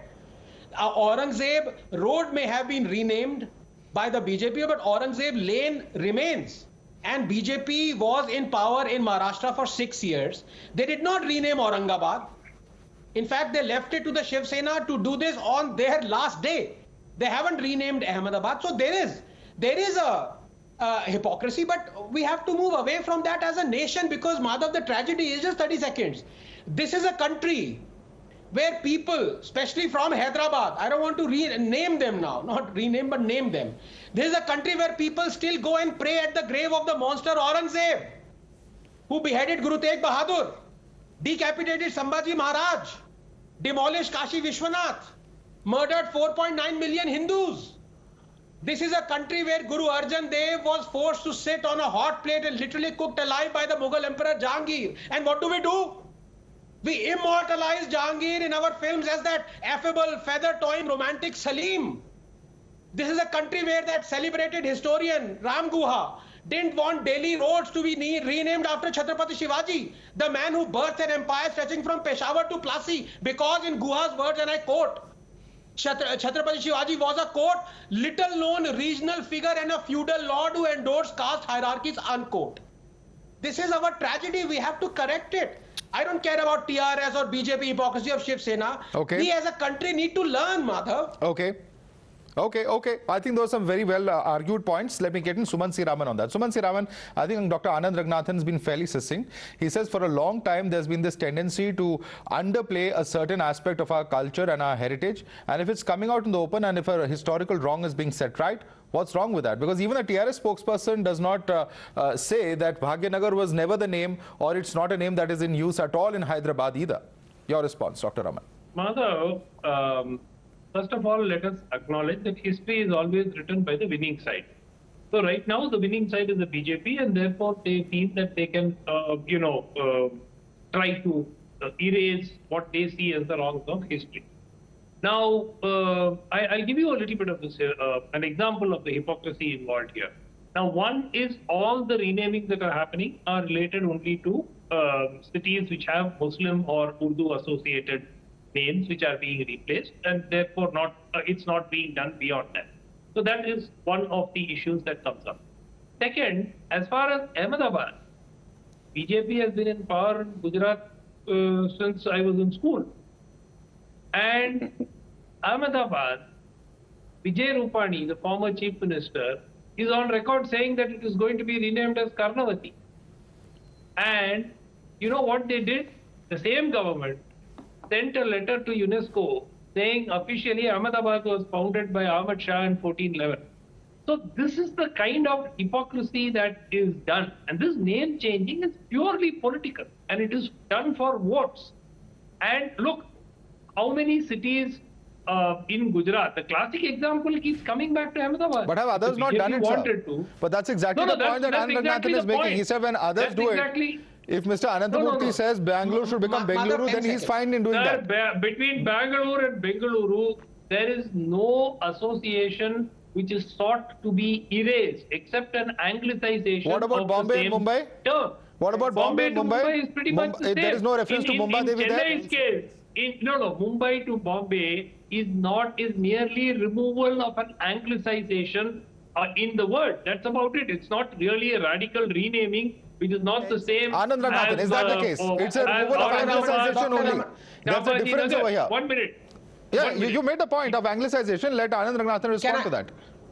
Dr. Raman, can I just 10 seconds? Thank you. No, you made wonderful points, and in fact, you agreed with me as I also exposed the hypocrisy of the BJP. I just want to make a very limited point, Dr. Raman.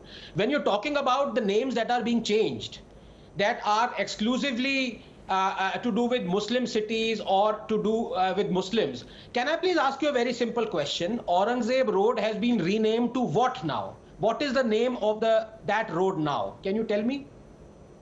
No. My point is not what it has been renamed. My point is... Please answer the point. The fact please answer it. No. Please answer it. No. Please answer. What has it been renamed to? What has it been renamed 1 second. It has been renamed... You can disagree with me, but you can answer. No, but that's not the point. That is not the point. That is not the point that I'm trying to make. The point I'm trying to make is... I think the point he's making up is that when you say that it is discriminatory to people of one religion, or if it has been named after Dr. APJ Abdul Kalam, how does it become discriminatory then? Faizabad, 1 minute, Madhav, whether it is Faizabad or Allahabad or Aurangabad, the names are being replaced are those which have a Muslim identity associated with them. So that was done by whom, sir? Was that not done by the MVA government? Was that done by the BJP? Sorry? Was Aurangabad renamed by the BJP? No, that has been a long-standing demand of the Shiv Sena, and the BJP has not refused. So when the BJP Aghadi has government said, does it, yes, it's fine. There's no hypocrisy there. It is not the hypocrisy is on all sides, sir. Chennai, there is no Tamil word called Chennai. We are now using a capital of a word which is the Telugu word. So what can be more absurd than this? There are absurdities and hypocrisy among all political parties. Let's be very clear on that. Okay. But the point I'm trying to make is the erasing of the identity tends to be selective. That is the problem. Okay, Shahzad, I see your hand going up, but let me quickly bring in other panelists. Mohandas Pai is there. Mohandas Pai, quick response to Suman Siraman's comment. He says that there is hypocrisy on all sides. I require 10 seconds for a factual intervention. The debate will move on. Please give me just 10 seconds. I would have been done by now. Okay, quickly, 10 seconds.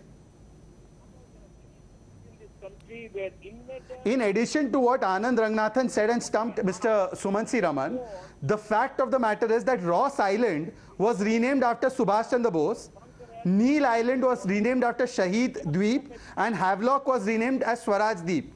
Now, none of Neil or Havelock or I think Ross is a Muslim name. In my understanding at least, it has no Muslim antecedents. Anand Ranganathan can correct me. To communalize even something that relates to our Sanskriti and our legacy and Itihas is the lowest level to which Mr. Raman can stoop. But I am not surprised. Every night he comes with a new level to stoop down to. Okay, that's an important intervention. Just coming to you, Mr. Pai, quick response from Suman Siraman. Country, how many of them even know that a Havelock Island or Neil Island has been...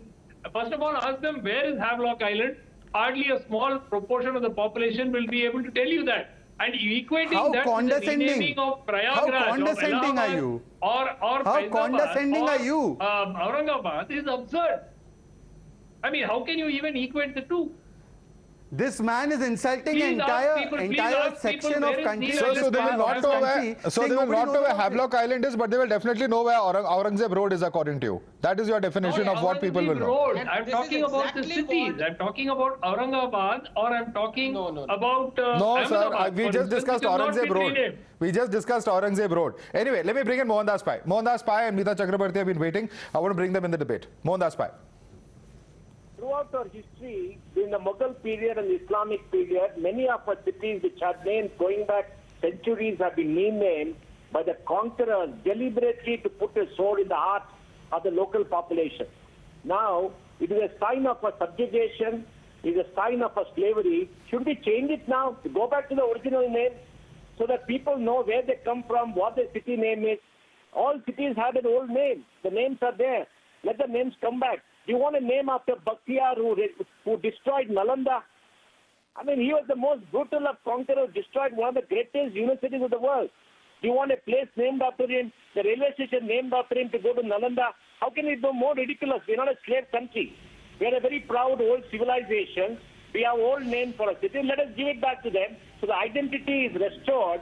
And why have a city conquerors who have come here and, done all this just deliberately to put a sword and to demonstrate that they are the new owners and we're all subjects to them. I think we should change it, and if they change the name to the old name, that is good for us. At least we should forget the bad period of the Mughal rule and the Islamic rule, which was very brutal, which destroys this country, reduces us to poverty, etc. We should do it. Just like we removed the statues of King George and all that on India in Delhi, isn't it? We reduced that. We removed that. We should do the same. Why should we have these symbols of slavery in our country? Okay, if we can do that, that's good for us. All right, Meeta Chakrabarti, if that can be done by the Congress regime for our colonial rulers who are also from outside, Mr. Mohandas Pai's contention is what about? Yes, I'm just putting the question that you made across, sir. Yeah, what about those who in fact have come from outside and also were plunderers in this country? That is Mr. Mohandas Pai's query. Please respond to that. Meeta Chakrabarti. Okay, good evening to all your viewers, and I've been waiting very patiently, so please give me some uninterrupted time. Firstly, I think I personally come from the city of Kolkata, right, which was formerly known as Calcutta and now renamed as Kolkata, and I'm very happy that it has been renamed. So I personally do not have any problem with cities being renamed if they were formerly known as with a different city name. However, what I do have a problem is giving too much of headline space to this nomenclature business, to this business of renaming cities and renaming place, because that really does not add any value to people's day-to-day lives. And is often a deflection strategy from issues of real development. In the country, we are now seeing a lot of communal tension. We are seeing a 45-year-old high inflation rate. We have seen about 60 lakhs SMEs being closed down. We have seen 12 crore people losing their jobs. So instead of focusing on things like controlling inflation, in managing how to create more employment, and in focusing on development issues, I think a lot of focus is being given on renaming and nomenclature, which is possibly not adding too much value, but it's being done in a targeted manner for political reasons, for gaining votes. And probably, maybe not in all the cases, but in certain cases, it does have a religious connotation to it. So I think it is being done as a politically motivated move. And while I perceive, I do not have a problem, as I said, that I come from Kolkata, which was formerly known as Calcutta. And yes, if it could have been renamed then, why can't it be done by the current government? However, I do see this as a politically motivated and targeted move. And I hope that the Union Minister will put more focus on development issues, which are going to affect people's life on a day-to-day basis. All right, that's a fair point. That's a fair point. I'm going to put that point across to the BJP as well. Let me put that point across to Shehzad Poonawalla. Shehzad Poonawalla, what many of our panelists have observed is that ultimately this is for the BJP to make a further push into South India. There is only Karnataka where the BJP has so far ruled. Telangana is a state where it feels that perhaps the situation is ripe for it to make its move in. You've had some amount of success in the local body elections there, the municipal corporation elections of Hyderabad, and clearly this is an attempt to try and garner votes or at least draw the eyeballs towards the BJP, particularly with the national executive having been held there. Your response to that? First of all, Madhav, do you think that just because we use the name which is seeped in the cultural and historical ethos of a place, people will vote for us after dumping these traditional parties like they did in Dubakkal, which is a seat which is completely controlled by TRS on all sides, or Huzurabad, or in the GHMC? And secondly, I have listed 10 items of work that we have done in the last 8 years for Telangana. May the Congress representative tell us 5 works she did between 2004 to 14 for that region, because Telangana was obviously made in 2014. But can she tell me 5 things? I have listed 10. She should list just 5 things before lecturing us. And before leaving the Maharashtra government, they propose, one second, they propose, don't interrupt, at least be a decent representative. If you're not Congress, then be decent. Okay, let's not get personal. If you're not Congress, then at least be decent. She's a political analyst. She's a political analyst, but the point, but the larger political point. Let me bring in, embarrassed. Yeah, let me bring in Karthik Reddy on that. Karthik Reddy. Karthik Reddy, is this a political move or not? Karthik Reddy. Yes, it is. Yes, it is. Yeah, you can respond to Karthik Reddy. Shehzad, before it is not Dubakkal, it's Dubaka. Get your point. It is not Dubakkal, it's Dubaka. Get the name right. And yes, Madhav, as the question you asked, it is a political move. If you stop interrupting me, then I will be able to... It is a political move. Let me finish. Let me finish, my friend. It is a political move. That is the reason we have a problem with it. If you have done a name change, if you have done a move, if you have brought in a policy, out of sheer love for the town or sheer love for the region, we would have accepted it. If the Prime Minister, dear Prime Minister, or any other Chief Ministers of any other BJP-ruled state would have named a city just not because of the religious connotations, as Mr. Raman has mentioned. Bengaluru is named Bengaluru because it was called Bengaluru all the while. Madras was called Chennapatnam, so we named it Chennai. So similarly, if there is a city as Hyderabad which is called Bhagyanagar, you name it out of true love for the city, not to make a political point. But who's to question that intention, sir? Let me finish, Madhav. Who's going to decide what is the intention? Let me finish. I have one more point to make. I'm not understanding your point here, Mr. Reddy. I'm sorry. One more point. You have to let me finish. There's one more point. Okay, quickly make your point, because you're not really able to convince us about what you're trying to say. You're saying it is a name, but your intention is wrong. Your intention is wrong, so don't do it. To this. Our intention is right. If we do it, it's fine. If someone else does it, it's wrong. Listen to this. Exactly. Their intention is not right. This is no argument. I like Anand to answer to this, and also the viewers need to press. Let me finish. While we are being at it, renaming things, or renaming Purana jo naam hai, the name India is a residual idea of the colonial India, right? Let's change the name of India itself. So there are many who refer to it as Bharat. There are several who refer to it as Bharat. We also refer it as Bhagyanagar. Why do you want to name change, I say? Okay. If you really love Hyderabad, you should have given us funds where we were suffering with floods. Okay. If you really love Hyderabad, you should have taken care of our infrastructure. If you really love Hyderabad, solve a military land issues which we've been struggling for decades. Okay. Just for the sake of politics, do not Quick rebuttal rename from cities, I Shahzad. say. Quick rebuttal from Shahzad, then I come across to you, gentlemen. A lot of hands going up. Please bear with me. Quick response, Shahzad. Madhav, I wish you would have been indulgent with me and you would have allowed me to complete, because I wanted to come to a point. You have kept this person, whoever she is, Mitali or Mita, whatever her name is, you have kept her here as a Congress representative. Now she says she's not. When they were leaving the government, she's a political analyst. She's not representing the Congress party. Let me make the record very clear. She's not representing Congress party. Yes. Yeah. She may be whatever people are. You know, Madhav, I have to get some time uninterrupted. Otherwise, the flow of my arguments can't reach the audience. And if that is the aim, then it's fine. No, so I'm let just me setting the complete record what I'm straight. trying to Please say. make your Whatever argument. she's The floor is masquerading yours. to be, she may be. Yeah. So if she is embarrassed to be associated with the Congress, she can explain on behalf of them at least, because she tends to lean towards them, that what work did they do for Pune in the last 2.5 years when they just proposed to change the name to Jijavnagar. Secondly, I want to ask my friend from TRS, if this is the name, Bhagyanagar is the name, if people use it, why don't they use the name Bhagyanagar, and why don't they say that we will make it Bhagyanagar? The issue will end there. If they are anyways acknowledging that this is a name, they are anyways acknowledging that this is a cultural and other ethos, why are they opposing it? They should not oppose it. They should say, yes, we are with it. We did not oppose. They are opposing it for vote bank politics. While you're at renaming things, then tell us you support it. Why don't you then say you support it first? You have been ruling that city. Do you support the renaming as Bhagyanagar? Why don't you rename Ahmedabad? You can rename Hyderabad, you can rename Karimnagar, you can rename Warangal. Do one thing. But why don't you do one thing? Why don't you go and raise this in the upcoming Gujarat election? Okay. You can make it your poll plan. Why don't you name it But I am asking you, as a governing party of Telangana, do you support or are you against the idea of Bhagyanagar? We always call it Bhagyanagar. What are we so embarrassed about?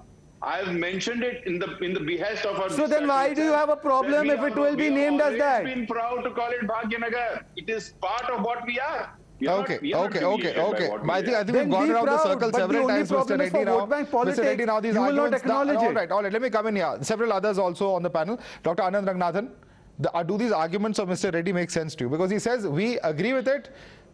India is called India. Why isn't it called Bharat? But we call it Hyderabad. We also want it to be Bhagyanagar, but we don't want to officially call it Bhagyanagar. Your response to all of that, Dr. Ranganathan? No, with due respect to my good friend Mr. Reddy, his arguments make as much sense as consuming rasam with chopsticks. Now, you know, he is being very specious out here. He is being very specious out here by saying, let those who want to call it Bhagyanagar, call it Bhagyanagar. No, he is actually now seriously pandering to appeasement, because he doesn't want to change the name of Hyderabad. It's like saying, अरे भाई जिसको बॉम्बे कहना है बॉम्बे कहो ना, जो मुंबई कहना है उनको मुंबई कहने दो, नाम क्यों चेंज कर रहे हो? जिसको कैलकाटा कहना है Calcutta. Now please, no, Karthik, please don't interrupt. I didn't interrupt. All right. We are having a very lovely discussion. Thank you. Now, second, as far as Miss Meeta Chakrabarti is concerned, I have no objection to her calling herself as a political analyst, but she also, I'm afraid, has to come clean that she fought on a Congress ticket once. Be that as it may. You know, her comment that she made, yes, thank you. So I'm not begrudging the fact that you are saying that you are not associated with the Congress, but I'm just trying to attack your, if I may, argue with or provide a counter to your argument, Ms. Meeta, because I'm afraid you shot yourself in the foot, because okay, you are not from the Congress, but you are at least supporting Congress that was part of the MVA. Now, are you saying that by changing the name of Aurangabad to Sambhaji Nagar, that's the only thing that they did in the last 3 years? No, governments don't run, they run in parallel. There are hundreds of things they're doing. One of them is renaming the city. It's like saying, what you are alleging is, they are changing the name of the city, they are not tackling inflation, they are not tackling unemployment. Bhai, sab kaam ho raha hai. ये भी एक काम हो रहा है. Otherwise, why don't you criticize the renaming of Aurangabad to Sambhaji Nagar and say that is the only thing they did? Direct question. Meeta Chakrabarti, answer that. If the MVA government is able to change Aurangabad's name to Sambhaji Nagar and Dhara Shiv of Osmanabad, do you question that move also? Okay. So first of all, a factual correction. Yes, I do support the Congress party, but I'm here not as an official spokesperson of the Congress party. And I think Times Now knows it very well. I'm here as a political commentator. And I'm only commenting in my individual capacity. So I want to make it very clear. Yes, I did contest a Lok Sabha election on a Congress ticket in the past. And I think that's fair. That's fairly, and I'm absolutely proud of that fact. But here, I'm just talking as an individual, as a political commentator. No, I did not. Answer the question, ma'am. Answer the question. Very pointed question that has been made to you.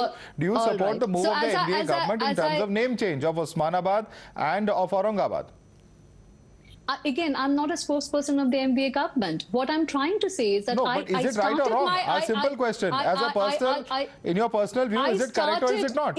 I started by making a point about Kolkata being renamed from Calcutta, and by saying that I do not have a problem with city names being changed.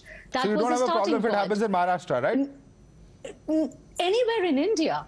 But so my bigger point is that my bigger point, if you let me finish my point, my friend, my bigger point is that there should be more focus given. This should not be a means of managing headlines or occupying media space. My bigger point, my bigger focus is development issues. This does not give development to people of India. And there seems to be a growing rush in changing city names rather than, focusing on nomenclature or focusing on redefining history. There should be more focus given on people's issues, on issues of development, infrastructure, healthcare, and since when we are dealing with inflation, to comment on that. Mohandas Pai, we have very limited time. I'm going to come to you for a quick closing comment. Mohandas Pai, we should focus on development. All this name change is merely cosmetic. The argument coming up once again. Please respond to that. Madhav, development is going on. We are spending 70 lakh crores this year in this country between the state and the union government. Development is going on by itself. Hyderabad has seen good development under this government. I wish Karthik Reddy will get data about the number of jobs that is being created there. Telangana is among the top 5 job creators in this country. There is data in the EPFO which says India has new residents of 9 lakhs every month. I hope people in the debate talk about jobs, not make frivolous statements. But I want one point to make, Madhav, before I sign off, and that is, why bring in an entrepreneur like Adani and take jibes at him? Tomorrow, Adani will come and tell KTR he's going to set up a 10,000 crore, data center because data centers are important in Hyderabad. Will KTR not go behind him? Why abuse entrepreneurs? Have your political controversy, abuse each other, that is fine. But why bring in the name of an entrepreneur? It happened in Bengal where, he was being abused and he went and said 10,000 crore data center, everybody is going behind him. Don't abuse entrepreneurs, Karthik. Tell KTR is a good guy. Tell him not to abuse entrepreneurs. All right, don't target entrepreneurs. That's perhaps unfair. That's the closing comment that has been made by Dr. Mohandas Pai. We're completely out of time on this debate. I'd like to thank Dr. Anand Ranganathan, Mohandas Pai, Karthik Reddy, as well as Meeta Chakrabarti for joining us. Shahzad Poonawala and Dr. Sumansi Raman stay with us for debate number 2 on the Newshour.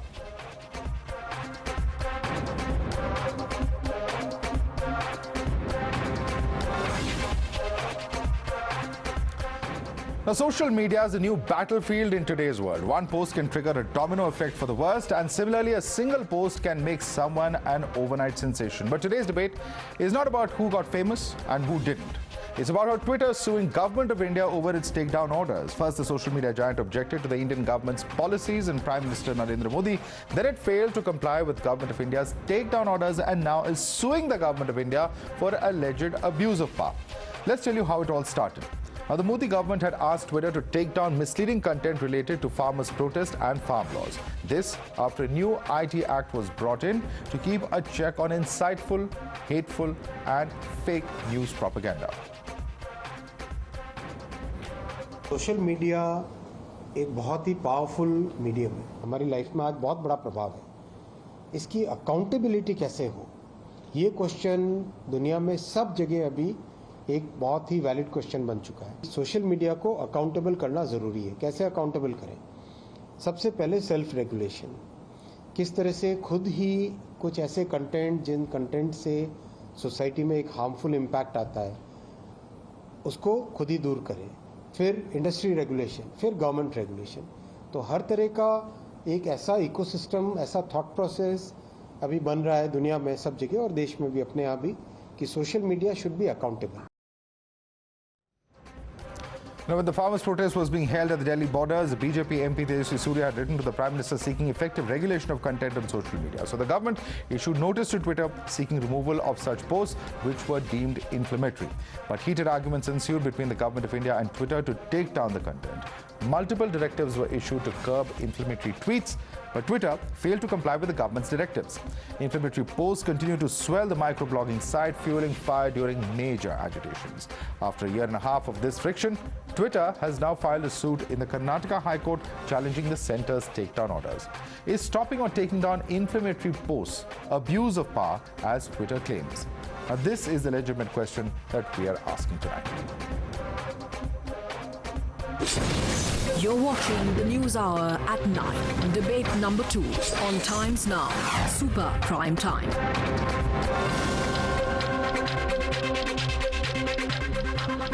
All right, joining us for more on this, we have Shehzad Poonawalla, national spokesperson of the BJP. Suhail Seth is author and columnist joining us from London. We also have with us Dr. Sumansi Raman. Dr. Sumansi Raman, simple question to you. Is stopping or taking down a tweet or a post that can be inflammatory in nature, is that really something that can be construed to be abuse of power? Do you believe so? If yes, why? If no, why? Madhav, first of all, we have to understand that Twitter has had a problem with this in multiple countries, where it has been asked by regimes, often repressive regimes, to take down posts on a selective basis of those who are critical of the regime. Now, Twitter has been trying to handle this on a country-by-country basis. Originally, once they started removing posts on their own, they lost the moral authority to call themselves a mere platform. And since then, it's been one problem after the other.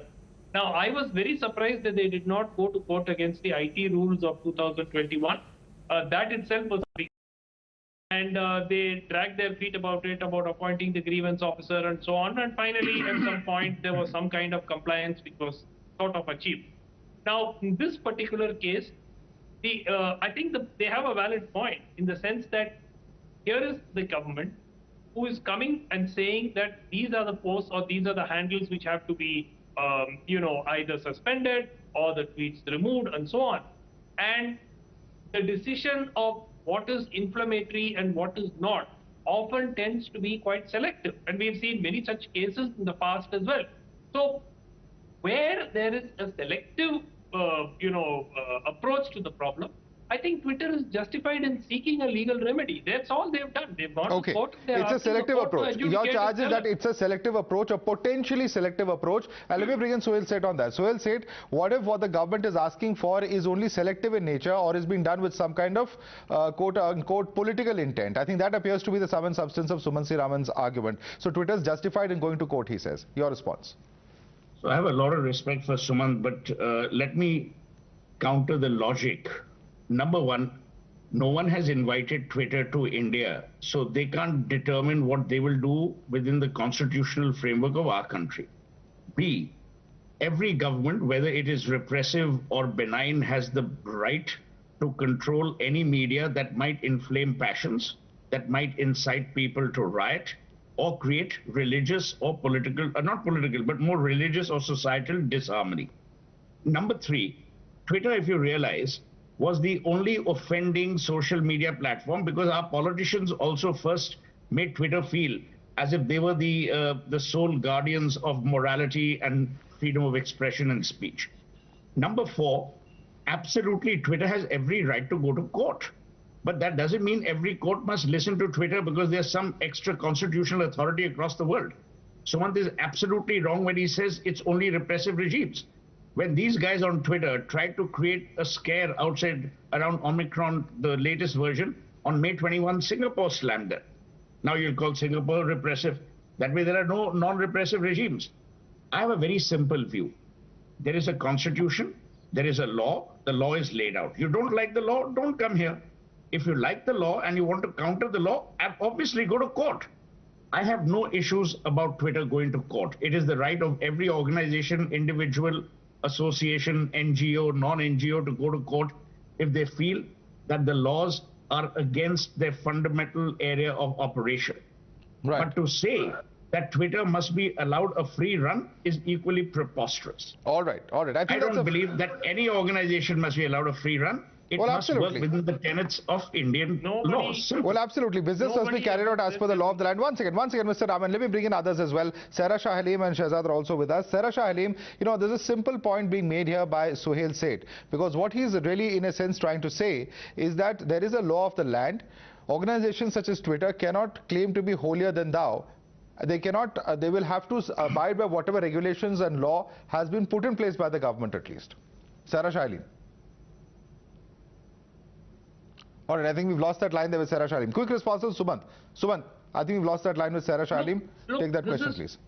The point is, the law must be applied equally and fairly to all. That is the only reason why Twitter is going to court. If they felt that the law was being applied fairly and all sides, were being treated alike, it's extremely unlikely that Twitter would have gone to court against this. It is obviously for this reason, and I don't think I think Suhail also agreed that they have a right to go to court. They have chosen to exercise that right. And also we have to understand that India needs these platforms as much as those platforms need India. So social media today, you saw the disastrous experiment which the government tried with coup, which never really took off.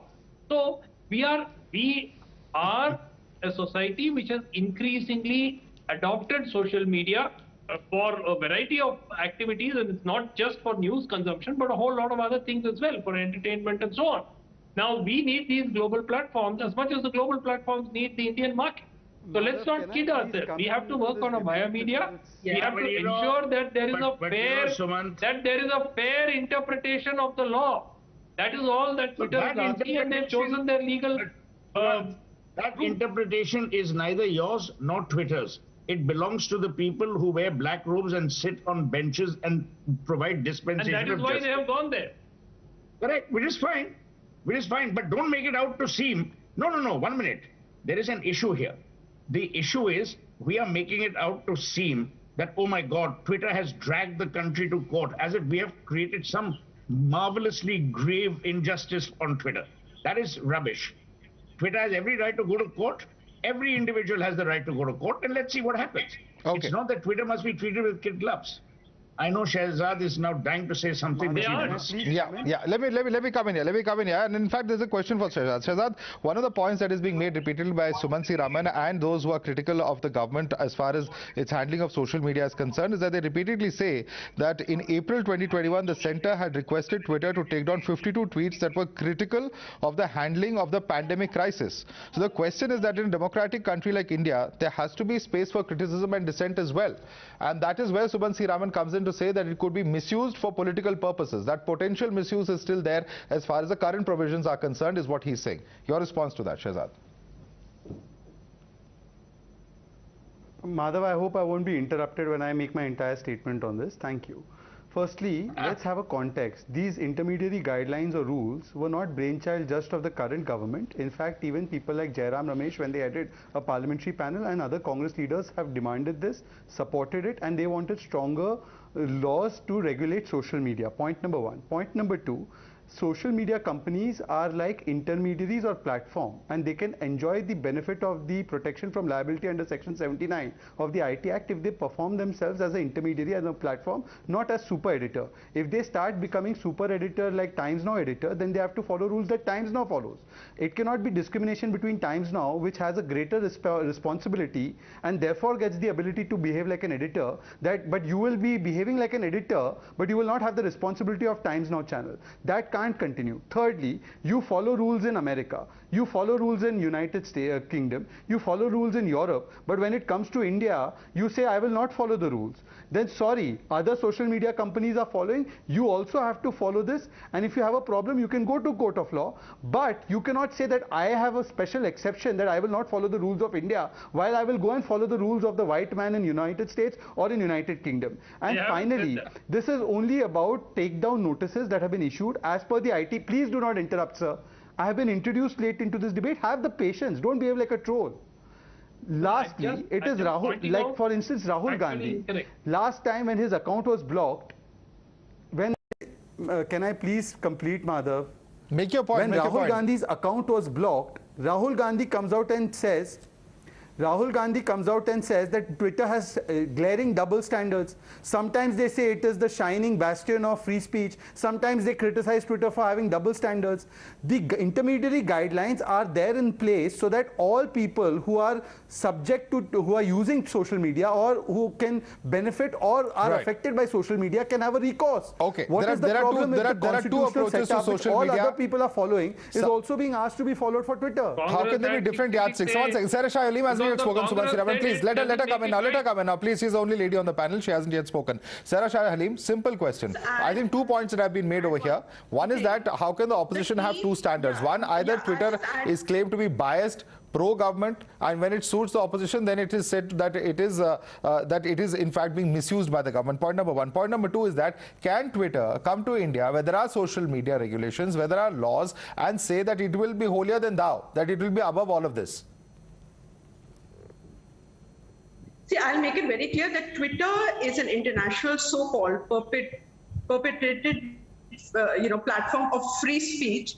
And here, what is ironic is that the teeth and claws of fascism, expressed are felt at the throat of those who want free speech. It is again ironic that here the government uses this platform to advocate its policies, for campaigning at various elections in the various states. It tries to throttle through various mediums, people who are critical of the government policies. And at the same time, he uses this very platform, like some the underbelly of the establishment uses this platform to spread hate, which is so tragic. And here, I think a so-called platform, which advocates free speech, should give a platform for everybody, whether you're criticizing the government or whether you're pro-government or whatever. And here it's nothing anti-national, or I think it's not to do with security issues. It's more about throttling free speech. And I think it's time that here the government needs to enable free speech as long as it's in the interest of the nation. Now, again, I'm emphasizing, criticizing the policy is not a national threat. It's not a security issue, and I think the government needs to be brought now. What is a specific problem? What is a specific legal problem in this current issue which Twitter has taken to the court? Can you explain that? Because you're speaking in these generalities. What is a specific problem in what has happened in this round when Twitter has gone to the court there in Karnataka? What is the issue that you have with this particular case? Why are you in support of Twitter? What is the problem over here? Can you make it very clear for our viewers? I'm not in support of Twitter. I'm not in support of anybody. All I'm simply trying to say that if a platform says that it is an open platform where it invites all kind of voices, here the Twitter has basically approached the Karnataka High Court, which has challenged certain notices that have been issued by the union government to remove posts and content which they feel are against the interests of the nation. So yes. Twitter is only challenging that. If it's inflammatory, you don't want the platform to be used for inflammatory purposes, and that is what the centre says it's doing. No, what's the issue here? Inflammatory content should be removed. I agree. But here what is happening is it's not an issue of national security. Here, prominent people are being arrested for a tweet that dated back, say, from 1983. Okay. And all kinds of bizarre charges are being leveled against these people just because they seem to use this platform openly to advocate their views, their thoughts, to criticize, to critique the government. Okay. Sarah Shah Halim, you made your point. Now, Suhail Seth wants to come in. I'm going to bring the BJP spokesperson also. Suhail Seth. Elon Musk famously said that one reason why he was withdrawing from the deal was because of the bot community on Twitter. And I mean BOT as well as BOUGHT for those whose spelling may be weak. Number two, no one's point is that freedom of speech or expression must be throttled. Number three, you cannot promote any kind of hashtag which seems to suggest that the nation is burning when it is not. If it is burning, then promote it. But when it is not burning, you can't. Number four, These are takedown notices that have been issued. No one is saying Twitter must be throttled or, thrown into the Arabian Sea. People are saying that if there is a law of the land, and if everyone adheres to it, so must you. Number 5, and this is the important point, the definition and the interpretation of the law must be left to people who decide on matters of jurisprudence, which is why going to court is not the issue. But imagining that you must have immunity from going to a court and you must have insulation from saying whatever the hell you want, that is unacceptable. To my mind, it's a very clear black and white. Sumant, why don't you allow people to finish? I'll finish, you speak. This constant interruption is ridiculous. Okay, so make your point. Let me finish. My point is very simple, which I started with.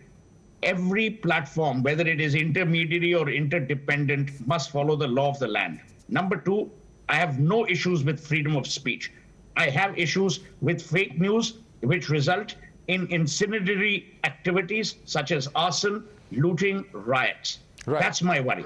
Anything that impacts national security, the government has to take action. Otherwise, we'll have an impotent government. Sorry, I have to interrupt because we're completely out of time. Sumansi Raman, Shahzad Poonawala, Sarah Shah Halim, and Suhail said this is clearly going to be a contentious issue, and this is one case that everyone's going to be watching out for very closely. What will the courts do? Will it entertain the petitioner of Twitter, or will it completely throw it out? That's something that we have to watch out for in coming days. Thanks so much for joining us on the Newshour this evening.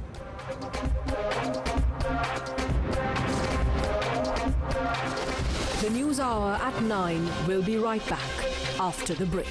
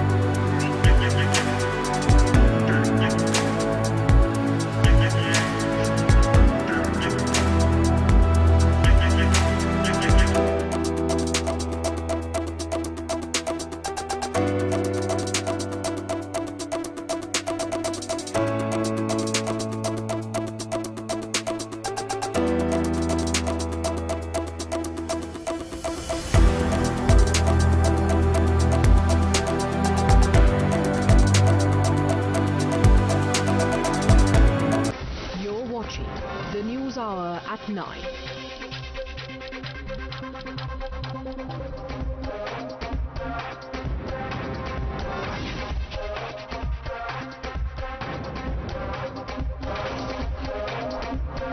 You were watching the News Hour at 9. Stay tuned.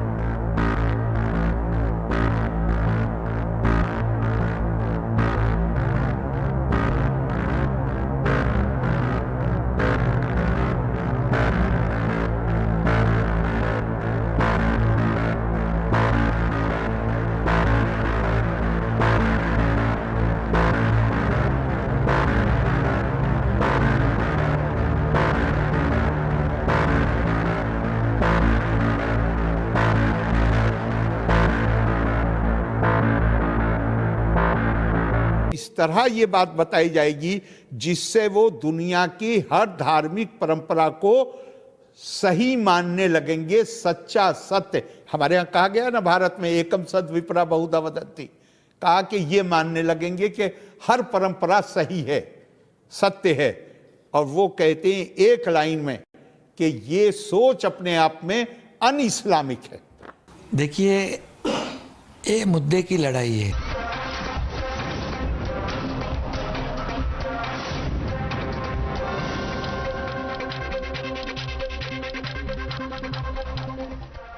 Good evening and welcome. You are watching the Newshour Agenda. I'm Padmaja Joshi. It's been a fortnight since Umesh Kole's murder in Amravati in Maharashtra. A little less than that since the murder of Kanhaiya Lal in Rajasthan. And we are still to come to grips with the horror of what happened. And then a new detail emerges that delivers yet another punch to the gut. Umesh Kole, we now discover, after seeing CCTV footage of the day of his murder, that Umesh Kole was killed in a manner that can only be called an ISIS-style beheading. He was dragged off his scooter as he went home after shutting down his chemist shop. He was made to get on his knees and then his head was practically hacked off. The difference between this and the ISIS videos we see coming out of some of the most subhuman parts of the continent is that here the murderers didn't even bother to cover their face. The horrifying thing is that his son, who was following him on the scooter, has testified to how the only reason Umesh wasn't completely beheaded because his son and daughter-in-law started screaming blue murder. Even then, the nature of injuries that were inflicted on Umesh Kole are horrifying. So what was it that Umesh Kole said that brought him to this fate? Nupur Sharma presumably indulged in blasphemy, so she is at the receiving end of threats, or so we are told. But how did Umesh Kole blaspheme? Take a look at what he posted on WhatsApp. These messages apparently that angered his murderers so much that they were driven to this kind of butchery. I quote verbatim from what Umesh Kole wrote. His first message: in response to namaz, Ram Bhakts should start reading the Hanuman Chalisa. Another message says, it's our duty to support Nupur Sharma. Time to support our sister Nupur. And finally he said, keep the likes coming for Bharat Ka Sher, Narendra Modi. What in any of this message qualifies as blasphemy? Do people now not even have the right to express support for anyone without fear of hurting people enough to invite death? These messages, by the way, were sent by Kole on a WhatsApp group called Black Freedom, a group on which his good friend and veterinary doctor Yusuf was also a part. From the Black Freedom group, Yusuf forwarded these messages on another WhatsApp group that he ran of an NGO called Rehbariya. On the Rehbariya WhatsApp group, Yusuf accused Umesh of insulting the Prophet and asked for his punishment. So, again we are going to ask, why was Umesh Kole punished? Why was Kanhaiya Lal punished? Kanhaiya also, mind you, only shared a WhatsApp status that simply said, I support Nupur. In return, he was stabbed 24 times and 8 of these wounds were across his throat. And yet, here is what we are told about serial riots, threats and these murders. That they are the result of a part of hatred and divisive policy of the BJP. That Nupur Sharma played with fire. That the RSS sowed this hate. And that's why these hate crimes are taking place. So is Nupur Sharma the reason that Umesh Kole was beheaded? Is Nupur Sharma the reason that this ISIS-style butchery is being replicated in India? Is Nupur Sharma the reason that Kanhaiya Lal was hacked 28 times? You're watching the News Hour at 10, debate number 1 on Times Now, Super Prime Time.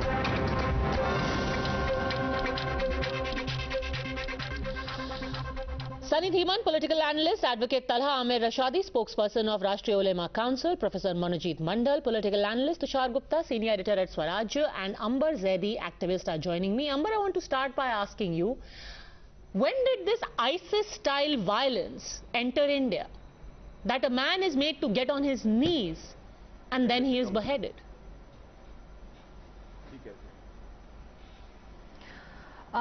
See, Padmaja, now after Nupur's incident, people are just simply blaming that only the Nupur Sharma is solely responsible for all the beheading which we have been witnessing in the recent past. But the problem is that we are only talking about the disease, not talking about the root cause of the disease. The mindset and how people have been radicalized since ages in our country, that is the root cause. And earlier they used to get political patronage, and now when we'll talk about we'll just go back some years ago when Kamlesh Tiwari got beheaded in Lucknow. Was there Nupur Sharma? There have been many incidents in past. There was no Nupur Sharma incident then. But now, when in fact we'll just go back to the last month when this incident happened, and so many people also through the public forums, so people were calling for beheading Sartan Se Juda, Muslim leaders, and they were organizing so many public protests, and they were calling for beheading and Sartan Se Juda, Phansi De Do and whatnot. Nobody came out and said this is un-Islamic and inhuman and you can't simply call out for beheading. When this actually happened, Sartan Se Juda, now those organizations and intellectual leadership, they comes out and simply just condemn on those thodi si kadi ninda, and they say that they have done their best. So Talha Rashadi, wouldn't you say that if the hate has been executed, then the hate was bred by people who gave the cause? By adding one point, and now Talha Rashadi, at one point, now when all these happen, they will just come on public platform and condemn, and after some time when then all this Talha Rashadi, yes, let her complete. Yes, let her complete. Okay, now please, what was your question? My question is that how is Nupur Sharma responsible for a barbaric beheading which has all the marks of an ISIS-style execution?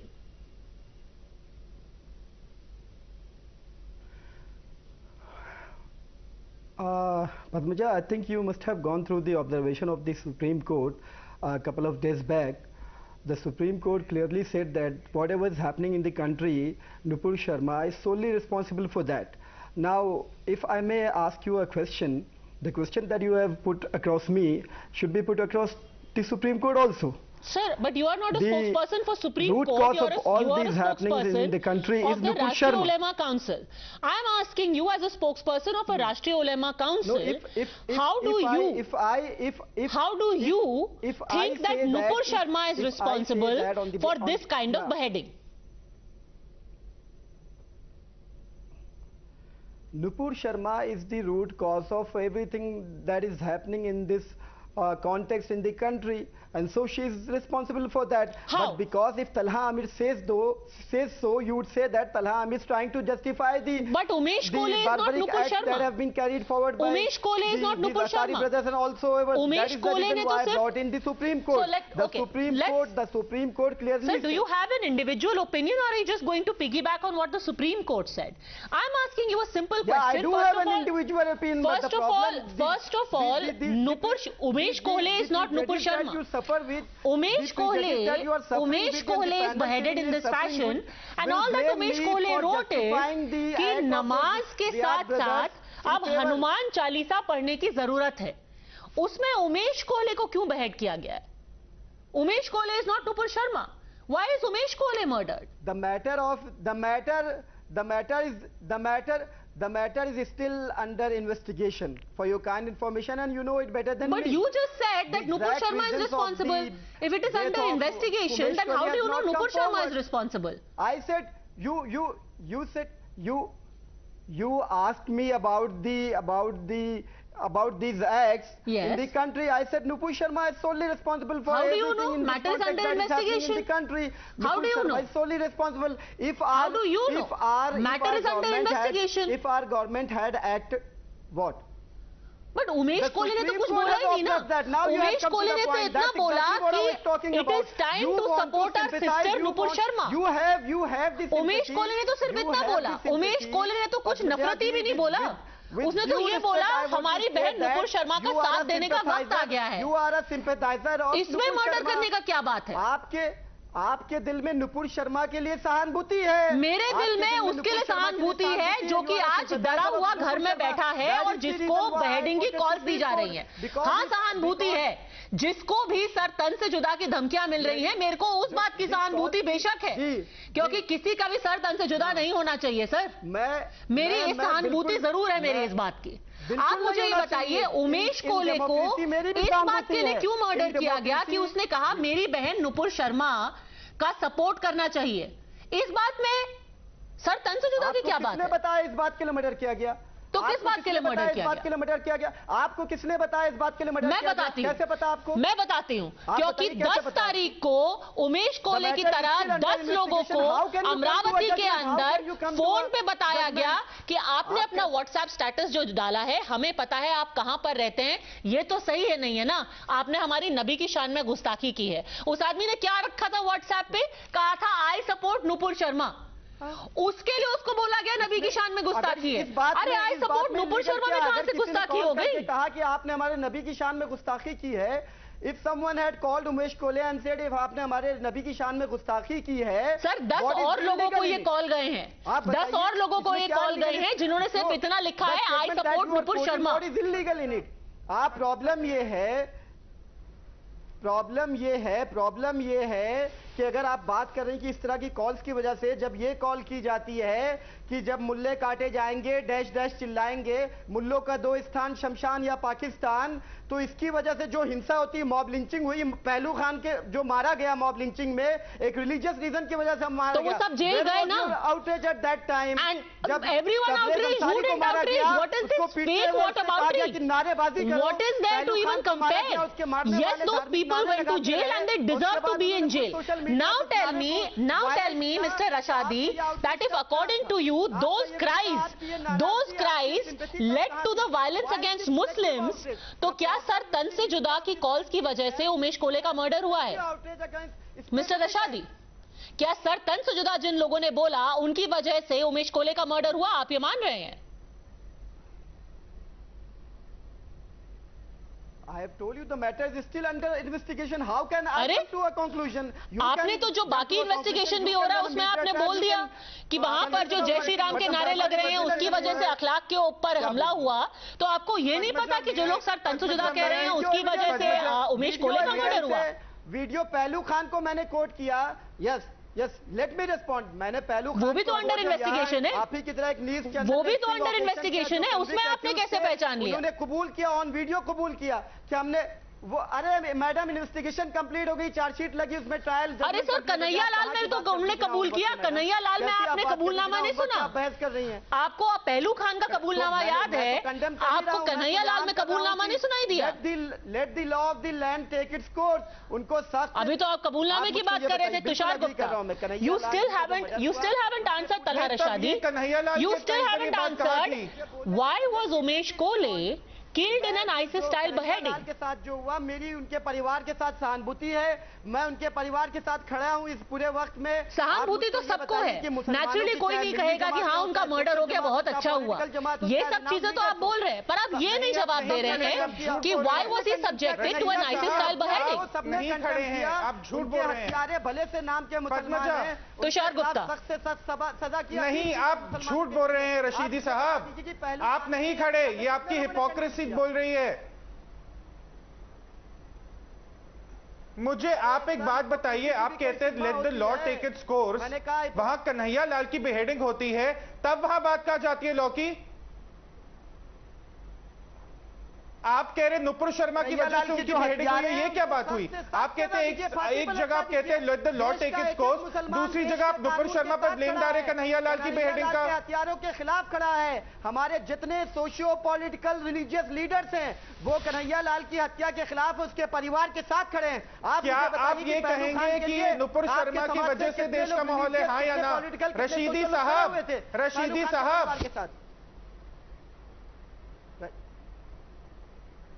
जी, रशीदी साहब, बात पता है क्या है? आप लोग ये बात को कबूल नहीं करना चाहते कि एक फैनेटिसिज्म जो है हमारी सोसाइटी में अब फैल रहा है।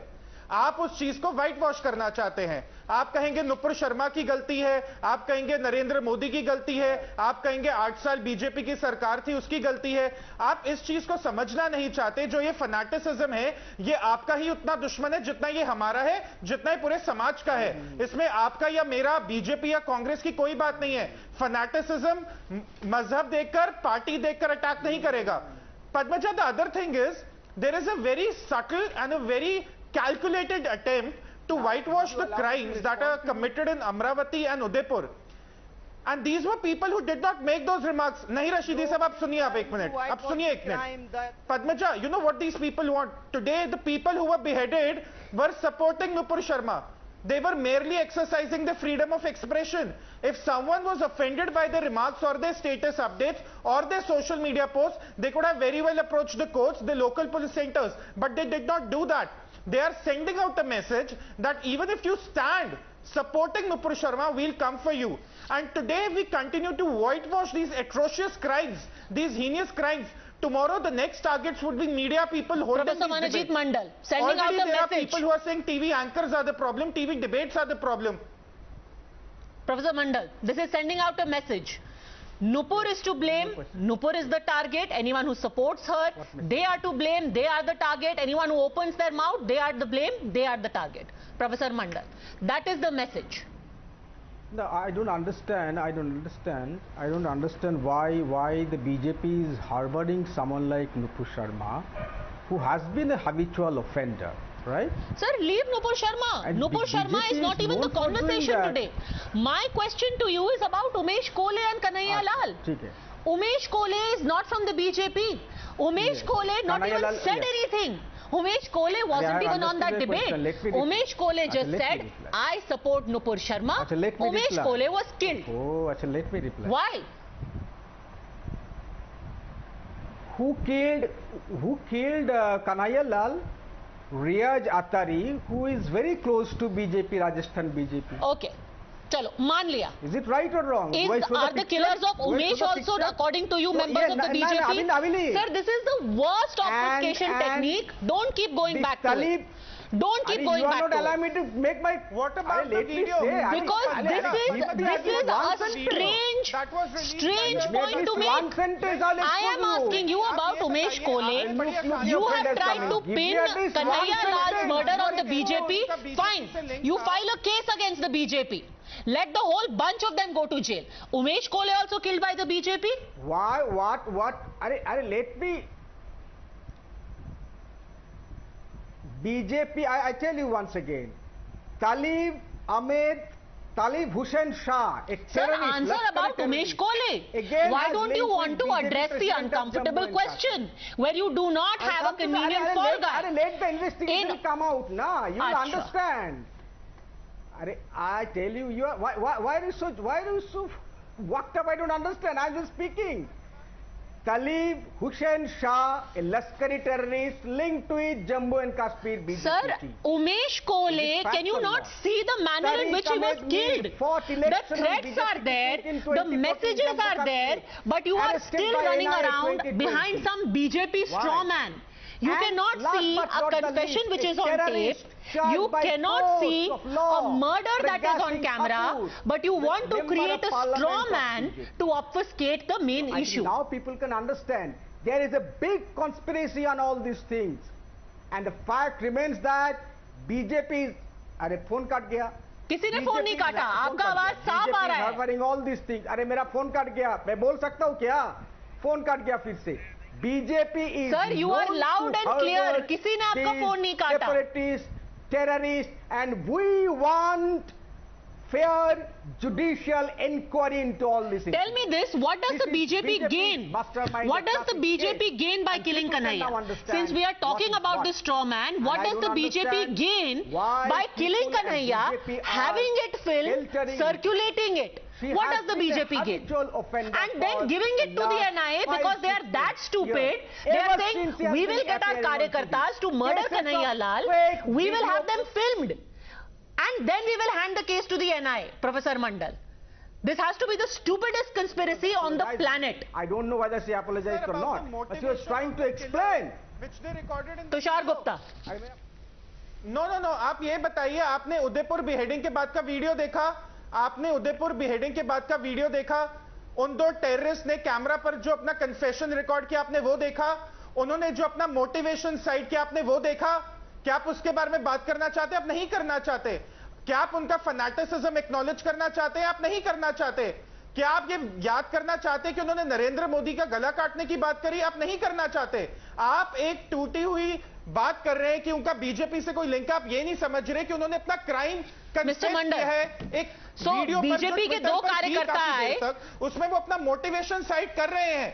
आप इस चीज को व्हाइट वॉश मत करें. Sunny Dhiman, so you got supposed BJP कार्यकर्तास जो कि खुद अपने कैमरे पे आते हैं, थ्रेटन करते हैं कि I will kill the prime minister next and now the NIA is going to investigate. But here's the thing, here is what the NIA has said in the case of Kanhaiya Lal's murder. The NIA FIR says the assailant circulated video of the murder of Kanhaiya Lal Teli on social media in order to create panic and terror amongst the masses of the country.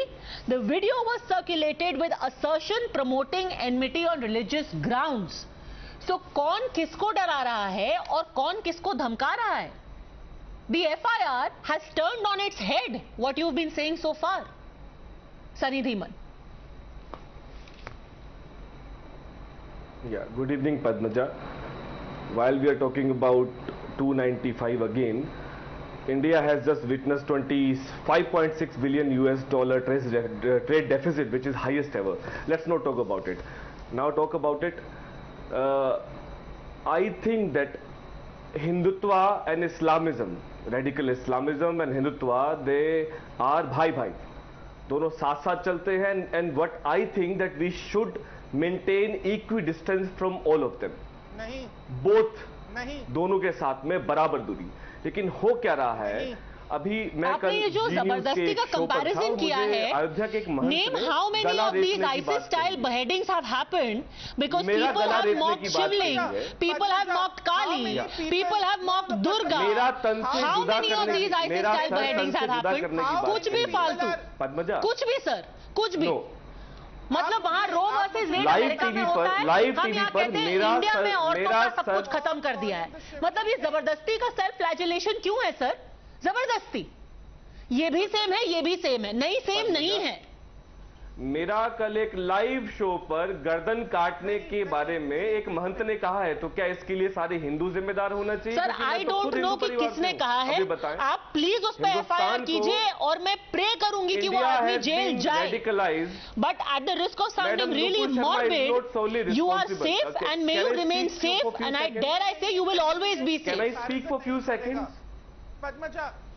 Okay, quick rebuttal from Tushar Gupta, then I'll come back to you. Let me put on record, this is a false equivalence. False equivalence. Nupur Sharma is not solely responsible for what is happening in India. Nupur Sharma is not solely responsible for what's happening in India. It is the Voldemort, which is the RSS, which is radicalizing Indian society since 1925, and also the radical Islamists are bhai with RSS. They work like this. ये जबरदस्ती का भाई कर रहे हैं आप, उसमें कोई कंपैरिजन नहीं है और इसका कोई पैरेलल नहीं है. जो आप बोल रहे हो सो नेम अ पैरेलल ना, नेम अ पैरेलल. एक second, just a second Tushar Gupta. So Sunny Dhiman, going by your perverted logic, आप बताइए आरएसएस ने किसको बहेड करने का कॉल दिया है? मैडम कल मुझे बोला है, कल एक मंत्री ने मेरी गर्दन काटने की बात कही है और वो आरएसएस के सर, आप आरएसएस की बात कर रहे हैं ना, आरएसएस ने किसका बहेडिंग का कॉल दिया है? Government protection. किसकी बिहेडिंग का कॉल दिया आरएसएस ने? सरकार जो भाजपा चलाती है उसकी पेरेंट्स उसकी मम्मी पार्टी बिहेडिंग का कॉल दिया है, सब कुछ चलाती है, उनकी प्रोटेक्शन में ही सब कुछ हो रहा है। आरएसएस ने किसके बिहेडिंग का कॉल दिया है? जो महंत ने जो कल मुझे मेरा गर्दन काटने की बात कही है, कुछ भी आरएसएस कर रहा है, एक कोई महंत है, कौन है ये महंत, कहाँ से आए महंत, क्या आरएसएस से लेना देना है?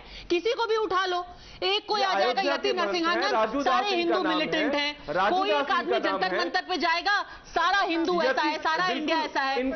Don't do random generalisations.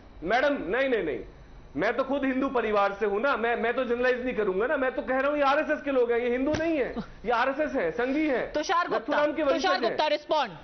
सब भाई भाई हैं, आरएसएस बहेडिंग करने वाले सब भाई भाई हैं। This is comparison.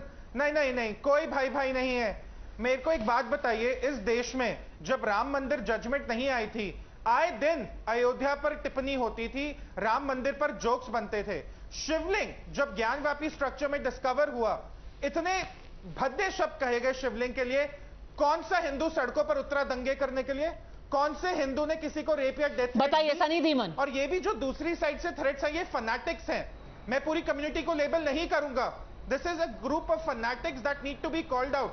ये बात सबको समझनी होगी कि फनाटिसिज्म। मैं बहुत आहत हूं कि मेरे मुल्क को हर रोज 295 धर्म के नाम पर बांटा जा रहा है, लेकिन ये जो बांटा जा रहा है इसको सरकारी शय है, सरकारी शय है, और इसीलिए नुपुर शर्मा अब तक गिरफ्तार नहीं हुई है। और जुबैर को तुरंत उठा लिया गया, जबकि दोनों पर 295 धारा लगी है।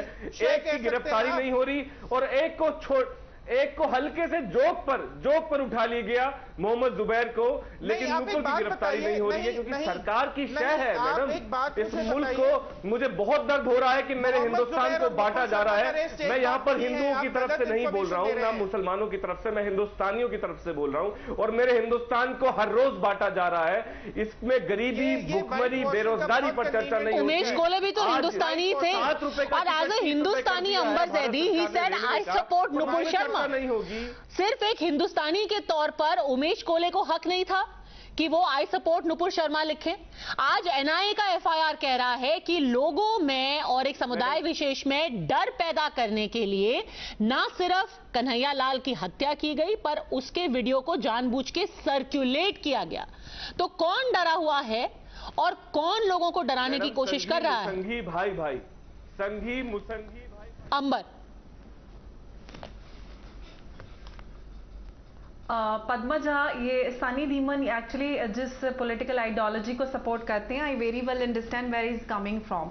ही is trying to justifying two different things by saying के दोनों संगी और this extremism is equivalent, which is totally stupid.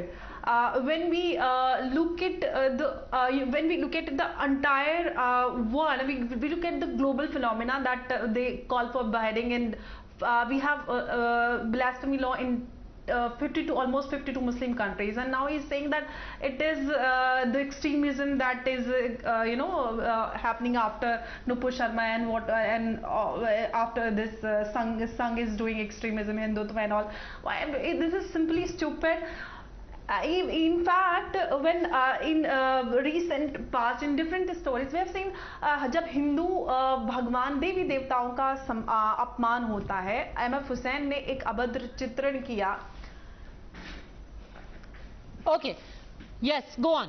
Professor Manojit Mandal, would you like to respond to what the NIA FIR says? It says very clearly that a WhatsApp video of the murder was circulated to strike fear and create panic among masses across the country. So who's trying to strike this panic? What is BJP's answer about these, association? Sir, answer about the question at hand.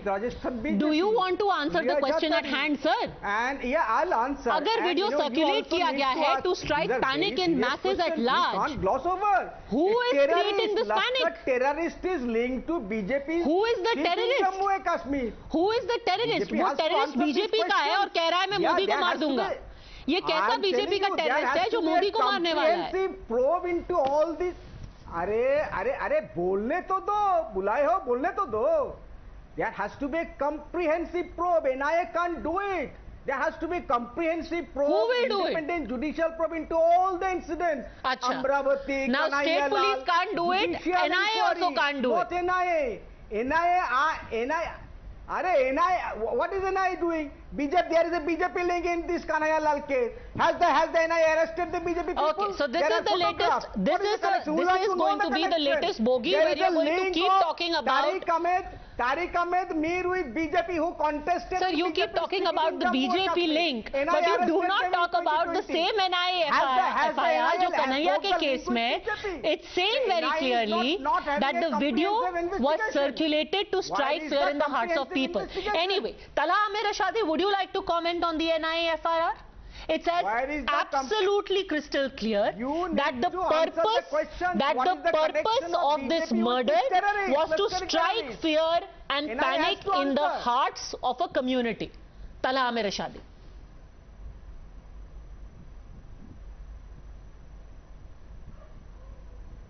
Is still all now, but the question here is when the media is running the profile of those killers, those barbaric killers of Kanhaiya ji, when the media is running their profile, why is the media not mentioning their links with the BJP? Why is the BJP not coming in front and clarifying whether these killers of Kanhaiya were the members of BJP or not? Why is this selective outrage? You have connected him with PFI, you have connected him with Dawat-e-Islamiyya, you have discovered his links with Pakistan, but the media is unable to discover his links with the BJP, whereas the social media is flooded with his photos of with BJP lawmakers, with BJP leaders, but there is no. Tushar Gupta, आप एक जवाब दीजिए. नहीं आप सुनिए, आप BJP कर रहे हैं. आप मुझे एक बात बताइए. No, my question, Padmaja, to this gentleman is, Udaipur बेहेडिंग के जो 2 टेररिस्ट थे, अपना वीडियो रिकॉर्ड किया, उन्होंने कन्फेशन में अपना मोटिवेशन क्या बताया, आप मुझे ये बताइए. आप बीजेपी वगैरह छोड़िए, आप बताइए उस वीडियो में उनका मोटिवेशन क्या था. क्या उन्होंने ये मर्डर क्यों किया, उन्होंने बेहेडिंग क्यों करी, उन्होंने क्या कहा वीडियो में? क्या उन्होंने बीजेपी की बात करी? क्या उन्होंने ब्लास्फेमी की बात करी? क्या उन्होंने उसके अरेस्ट की बात करी? क्या उन्होंने उसके सस्पेंशन की बात करी? उन लोगों ने वीडियो में क्या कहा? क्या कहा उन लोगों ने वीडियो में? आप बताइए सबको. That needs to be investigated. आप मुझे ये बताइए, उन्होंने वीडियो में अपनी मोटिवेशन को क्या बताया? इस्लाम कहता है, कुरान कहता है कि अगर आपने एक बेगुनाह का कत्ल कर दिया तो यानी कि पूरी इंसानियत की कत्ल कर दिया. सूरह मायदा में मुझे आयत नंबर भी मैं कोट कर सकता हूं. अगर आपने एक बेगुनाह को बचा लिया तो पूरी इंसानियत की जान बचाई आपने. वो कुरान जो कुरान इंसानियत को बचाने की बात कर रहा है, वो किसी का कत्ल करने की बात कैसे कर सकता है? यही तो साजिश है. मैं बताता हूं दिक्कत क्या है. मैं बताता हूं आपका दिक्कत क्या है. आपको लगता है आप ऐसे फनाटिसिज्म को व्हाइट वॉश करेंगे तो आपको शायद 2024 में कुछ वोट ज्यादा मिल जाएंगे. आप इस फनाटिसिज्म को एक्नॉलेज नहीं करना चाहते. आपके लिए हर बात बीजेपी पे ही जाती है. सर, फैनेटिसिज्म को आप एक्नोलेज, आप इस चीज को व्हाइट वॉश करें. आपको रियलाइज होता है आप यहाँ बैठ के एक इनोसेंट की बिहेडिंग को जस्टिफाई कर रहे हैं. तो 98% मॉब लिंचिंग हुई. मॉब लिंचिंग के पीछे कौन सी 2014 से पहले मॉब लिंचिंग? आप मुझे बताइए. नहीं, आप मुझे बताइए 2014 से पहले किलिंग्स थी या नहीं? Who were the people who killed them? Exactly. And nobody tried to say that they are innocent और इसके पीछे कांग्रेस की साजिश है. जो हत्यारे थे उनको बोला गया कि ये हत्यारे हैं और इनको जेल में डालो. किसी ने नहीं बोला कि नहीं जी इसके पीछे तो एक कांग्रेस की साजिश है या किसी और की साजिश है या टीएमसी की साजिश है या किसी नॉन बीजेपी पार्टी की साजिश है. अभी आप आकर के कहेंगे कि नहीं ये तो बीजेपी का मेंबर है तो कर रहा है. सर, वो खुद अपने मोटिवेशन बता रहा है.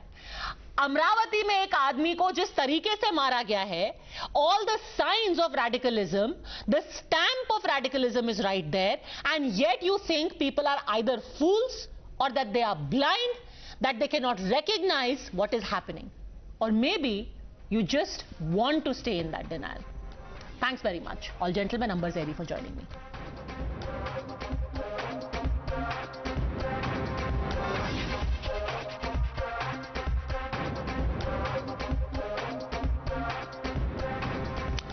Well, Kanhaiya Lal and Umesh Kole were killed in cold blood for beliefs they held. Their support to Nupur Sharma was used as a meek excuse to further the agenda of hate, and the planning and execution of the killings is becoming clearer with each passing day. And yet 5 days ago, the Supreme Court observed that suspended BJP spokesperson Nupur Sharma was single-handedly responsible for what is happening in the country. Today, concerned citizens from across the country, including 15 retired judges, 25 armed police officers and more than 70 bureaucrats, have written an open letter to challenge the observations of the Supreme Court. In that open letter, they have called the observations unfortunate, saying that it leaves an indelible scar on the judicial system. Now, this open letter comes in response to the scathing observations that were made by Justice Suryakant and Justice Pardiwala on the 1st of July. They denied relief to Nupur Sharma and refused to transfer FIRs against her to Delhi because they held her solely responsible for the situation in the country. So is this a case where the citizens are standing up and saying that free speech remains free irrespective of even what the courts state? Where does this matter stand legally?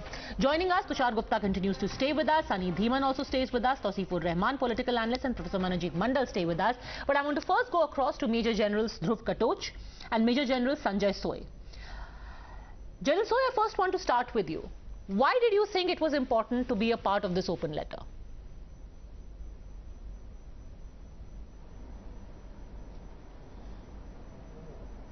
Padamja, in fact, if you see this, that I, as a soldier, I feel that probably it is a responsibility that the democracy of any country, the democracy of India should remain intact. And in fact, it all depends on the constitution.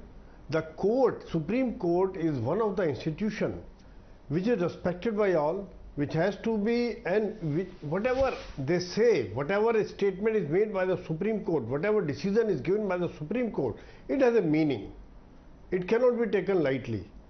So the thing is, we felt disturbed that the openness, the kind of responsibility which had been heaped upon Nupur Sharma for the everything going wrong in the country, because I feel that the things were building up over a period of time.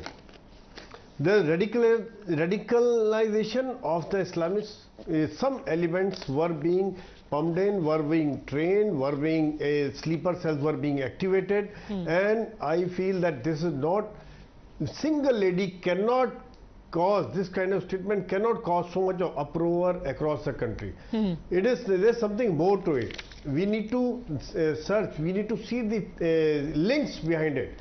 What's happening, what kind of support these people are getting who are fighting it out, who are doing this kind of activities. Are they connected to the Pakistan? Is the ISI training them? They have gone to the Pakistan and they have come totally radicalized.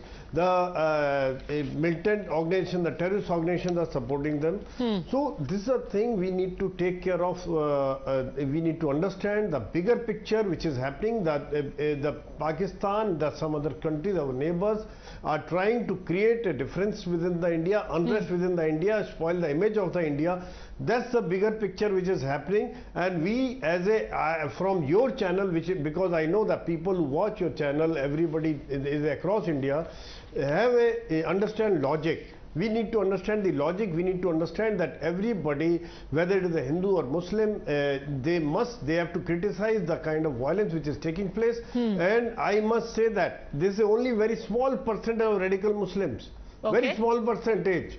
The most of the Muslims are still that patriotic Muslims. I have no doubt in their patriotism, and the designs of the Pakistan, design of some of these countries, militant organizations will fail miserably. That is, I am very, very confident about it. Okay, so basically it was your conscience which could not take comments like this. Tausifur Rahman. The letter also says that the observations on other agencies in the countries without notice on them are indeed worrisome and alarming. In the annals of judiciary, the unfortunate comments have no parallel and are an indelible scar on justice system of the largest democracy. Urgent rectification steps are called for, as these have potentially serious consequences on democratic values and security of the country. Tausifur Rahman. Padmaja, fortunately and unfortunately, our opinion and our thoughts, they don't count inside the courtroom. You know, and it's very unfortunate that this intellectual people, 117 people, are coming forward in the support of Nupur Sharma, stating that she is a woman and she can't handle single. I mean, this is ridiculous. Where were these intellectuals when Maslum Ansari, Imtiaz Khan, Ekhlaq, and even Kanhaiya died? No one said anything. These people were not there. They were just targeting those two Muslims that oh उन्होंने हत्या कर दिया, उनका terrorist activities है, पाकिस्तान से connection है. नहीं, आपको इंसानियत के बारे तो आपने कुछ नहीं बोला. वो 117 लोग आज आप नुपुर शर्मा को लेके और अभी Is that true, General Katoch? You're being asked where were you when others were killed? He just said, no, sir, Padmaja, this man, my previous minister, he said that, you know, it is very fortunate that these people are coming here and there, but where was this guy? You know, when Ekhlaq died, when Maslum Ansari died, when Pehlu Khan died, no intellectuals were there. No okay, let General Katoch answer for himself. Where were you, General Katoch? Where were you? Right. Now, Padmaja, I would like to correct this gentleman's facts. Firstly, the other panelist was a general officer of the Indian Army. He can't just say that fellow. That is one. Number two, when any act of violence has taken place in India, we have condemned it. We are the only organization which condemns all acts of violence. And I'm afraid that is not happening across the board. It is these groups like the fellow panelists who just spoke before me who are very selective in their approach. I have never been selective.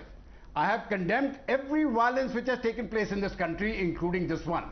But I want to get down to the larger point of this, why we wrote this letter. And I think it's important to understand why we wrote that letter. One, I think this is neither a justification nor an indictment of Nupur Sharma. Nupur Sharma is not part of what this letter talks about.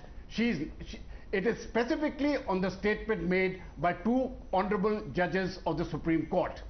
Now, having said that, I would also like to say that being an army personnel and being fully aware of what I'm saying, the Supreme Court is held in great reverence by everybody in India, including the armed forces. It's also held in great reverence across the world. Now, this obiter dicta, unfortunately, which was given, I know it's not part of the judgment, but when this obiter dicta was given, two things stand out. One, they have given a justification to murder. That is what I'm really concerned about. In your last program which you held just before this one, there were panelists who were saying the Supreme Court has justified it. Now, I'm not saying the Supreme Court justified it, the judges didn't justify it, but that is the perception which every radical Muslim in this country will now quote, including the fellows on this panel.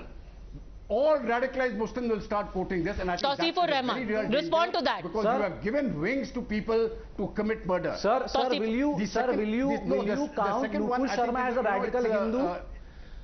Sir, no, sir, please answer me. Sir, what is more important? My dear sir, we are not discussing Nupur Sharma. And will you tell me who has Nupur Sharma killed till date? Has Nupur Sharma killed anybody? But you people have killed. So stop talking about Nupur Sharma. No. Now I want to talk about the radicalization. The radicalization. Padmaja, could you tell him to keep quiet? Just a second, Tausifur Rahman. The argument is this violates the principle of natural justice. It is not about saying that this murder and that murder. It is simply saying that do not whitewash a murder and do not violate principle of natural justice, Mr. Rahman. The Supreme Court said very clearly. Why are you supporting Nupur Sharma then? Yes, now... No, why are you supporting Nupur Sharma, sir? I want to ask you, why are you supporting Nupur Sharma? He is not supporting Nupur Sharma. He is supporting her right to natural justice. No. You don't believe in Supreme Court, you don't believe in preamble, you don't believe in Constitution. I made it very clear, this is not about Nupur Sharma. This is about the judgment given by the Supreme Court, the two honorable judges. Now, they have said Nupur Sharma is responsible. May I permit, to a very vast audience, I would like to state, radicalization in India Muslim radicalization started in the mid-60s. And that is what led to the genocide of Kashmiri Hindus in 1990. Nupur Sharma has nothing to do with it. And now, but for the judges to state that Nupur Sharma is the sole cause, so one human being, this one simple girl has caused all the mayhem in this country. I think we are stretching truth a bit too far. Okay, I'll let Tausifur Rahman respond to that, General Katoch, and then I want to bring in Sunny Dhiman, who wants to respond. Everything to do with what has been stated by the court. No, sir, kudos to you, sir. Kudos to you. So the radicalization, the Islamophobia is only with the Muslim minorities and the minorities. So there is no radicalization with the Hindus. Yes, that is and true. People like Nupur Sharma. That is true. Right. Just because she's a part of BJP, you have no audacity, you have no capability, and you have no capacity to go and say that whatever Nupur Sharma quoted is totally wrong. So let us, the day, you see, we have got very, the day the moderate Muslims get up and stand against. Sir, my only one question. Did Nupur Sharma, whatever she quoted, was wrong or right? Take it from me. Because all radicalized Muslims have got no place in the society. We sir, are a democratic country. Sir. We are not governed by Sharia. Is Nupur Sharma right or wrong? Constitution of India. Tausifur Rahman, so here's the thing. That issue also is sub judice, and we cannot decide it in a court of public opinion. Whether she was wrong or not will be decided by the court, and the Supreme Court, which is what is being argued here, has denied her that basic principle of natural justice, Sunny Dhiman. It is the basic. Let the courts eventually rule.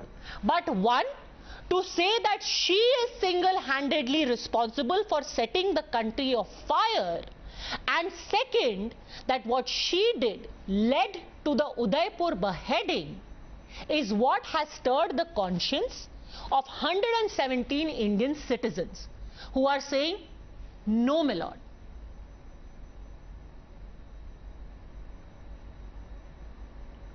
Padmaja, I will not call these people respected people don't say who that. have written this open letter. No. I'm sorry, then I'm going to have to cut you off. You are not here to cast personal aspersions, sir. You are being respectfully addressed. Please be respectful. I'm going to say that right at the outset. This is not that Machli Bazaar where we are going to do call names to people. Ex-official whatsoever. Yes. Respected citizens, first. Second, it would have been highly gracious if because sir was in army, if he would have mentioned Prime Minister that why he is not talking about China who has captured our land. Forget about it. I will not call him as BJP used to call people के ये तो award वापसी वाले लोग हैं, मैं वो भी नहीं कहूँगा, पर मैं ये जरूर कहूँगा कि भारत का पहला आतंकवादी जिस हिंदुत्ववादी था जिसने महात्मा गांधी की हत्या करी, and I believe that radical Islam, radical Sikhism, radical Hindutva, everything, every religious radicalization is against the ethos of India, the idea of India. And he should also talk about the radicalization. Sir, that is not the point. The point of the letter is very different.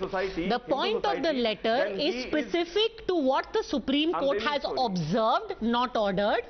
The letter is specific to saying that please do not try and give a clean chit to murderers, and the letter is specific to saying please do not blame an unrelated woman for a beheading that has taken place at the hands of radicals who are admitting to it. I'm really sorry. This woman belongs to RSS who killed Mahatma Gandhi, and this is not unrelated woman.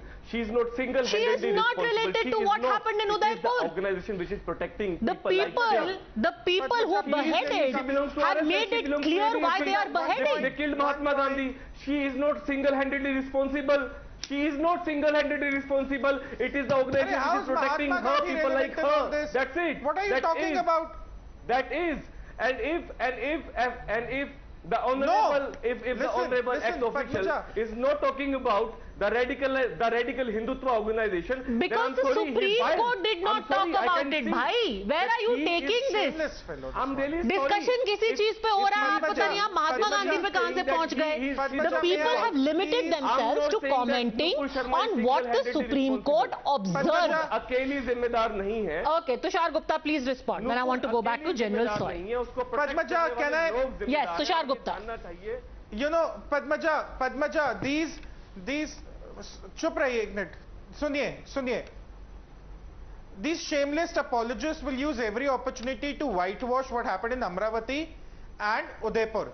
But let's talk about the importance of the letter by some celebrated people, including some decorated officers. The Supreme Court could have lambasted Nupur Sharma for her remarks. They had all the right to do so. Even in their observation, they had all the right to lambast Nupur Sharma for her remarks. But at the same time, what the apex court should have done, they should have also told everyone that at the end of the day, the law will take its course. Nupur Sharma has the right to natural justice, which is the right to every citizen in India. That is where the Supreme Court made a big error. The Supreme Court could have called out the difference between fanaticism and political bickering. It did not. The Supreme Court could have called out the writing, the comments made against the shivling. It did not. One of the other disturbing observations of the Supreme Court, Padmaja, was that the TV anchor should have been filed an FIR against. Is the judiciary of this country now going to tell how to conduct TV debates? Is the judiciary of this country going to tell us what subjects to be picked for TV debates and what not? This is why this letter is important. It's not about supporting Nupur Sharma or not supporting Nupur Sharma. It's merely emphasizing that you cannot link Nupur Sharma to every crime that is being committed today in the name of religion. There is no cause and effect here. Professor Mandal. Apex Code, unfortunately, you're right, and it's not just about Nupur Sharma, it is about basic fundamental principles, like Tushar Gupta said, of freedom of speech. What are we allowed to talk about? How do we talk about issues? बोल सकता हूँ क्या? हाँ जी बोलिए, Professor Mandal. No, it's fine that these honorable people are writing letters, but what was they doing when Tista Setalvat was arrested for the same reason, because of the Supreme Court judgment in a 20-year-old case? Did they write letters? So this is selective, and that's why people are suspicious about these letters. But Professor Mandal, the two cases are apples and oranges. Yeah, Tista Setalvad was arrested after a 20-year-long case went on through every single level. It went from a trial court, it went to the SIT, and SIT had a report, the report was challenged, then it went in review, and then finally Tista Setalvad was arrested. But she was given the full gamut of legal remedies. People are now asking, doesn't Nupur Sharma deserve the full gamut of legal remedies? If Tista Setalvad should be behind, what is your problem? Because you are making an apples and oranges comparison. बोलने नहीं देते हो. एक आदमी को बुरा पूरा बोलने देते हो, मेरे को एक सेंटेंस तो बोलने दो. What is it? So Tista Setalvad, if she is arrested, why Nupur Sharma is not arrested? The Supreme Court is also saying the same thing. Why is your conscience not pricked about Tista Setalvad but Nupur Sharma? Arrested, justified. Okay. Nupur Sharma is shielded by BJP. Is also justified. Okay, General Soy, respond to that. Yeah, I will say that there's nothing to do, like we as a concerned citizen, our focus was only on the constitutional right, fundamental rights of any citizen. I would like to read the last para, that Honorable Supreme Court, instead of safeguarding the fundamental rights of the petitioner, refused to take cognizance of the petition and forced the petitioner to withdraw the petition and approach appropriate forum, High Court, knowing fully well that High Court does not have the jurisdiction to transfer club the FIR's cases against register against her in other states. That is why we feel that we fail to understand why Nupur's case is treated at a different pedestal. Such a approach of the High Court, Honorable High Court, deserves no applause and impacts the very sanctity and honor of the highest court of the land. That is where we requested the Supreme Court, that is where we feel that cognizance of this action needs to be taken, that ultimately whatever happens, the law will take its course. The court will decide whether whatever action has to be taken, but the fundamental rights, the basic right has to be protected of any citizen, and it has happened in the past when the people were about to be hanged and they were given a chance by opening courts in the midnight. Absolutely, and know that and if citizens of the country so cannot, where I just wanted to draw the attention, cannot appeal to the highest keeper of our collective conscience, which is the Supreme Court, then who do you go to? We'll just leave it at that. Thanks very much, all gentlemen, and especially to General Katoj and General Soy for speaking up. Thanks for watching.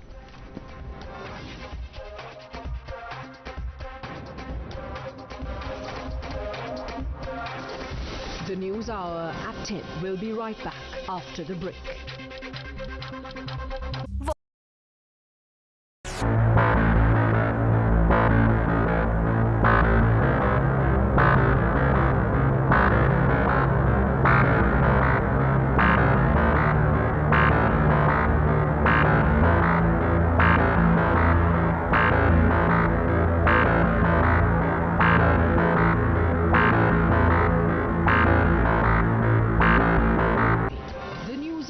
At 10.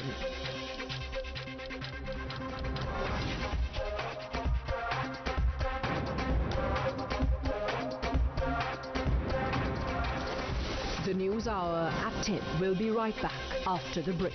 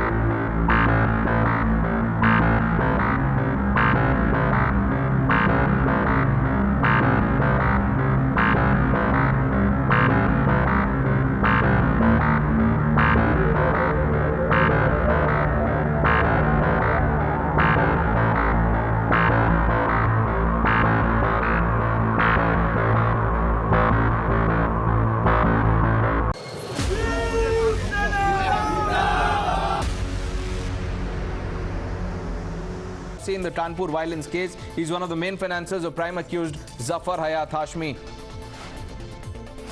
Well, 32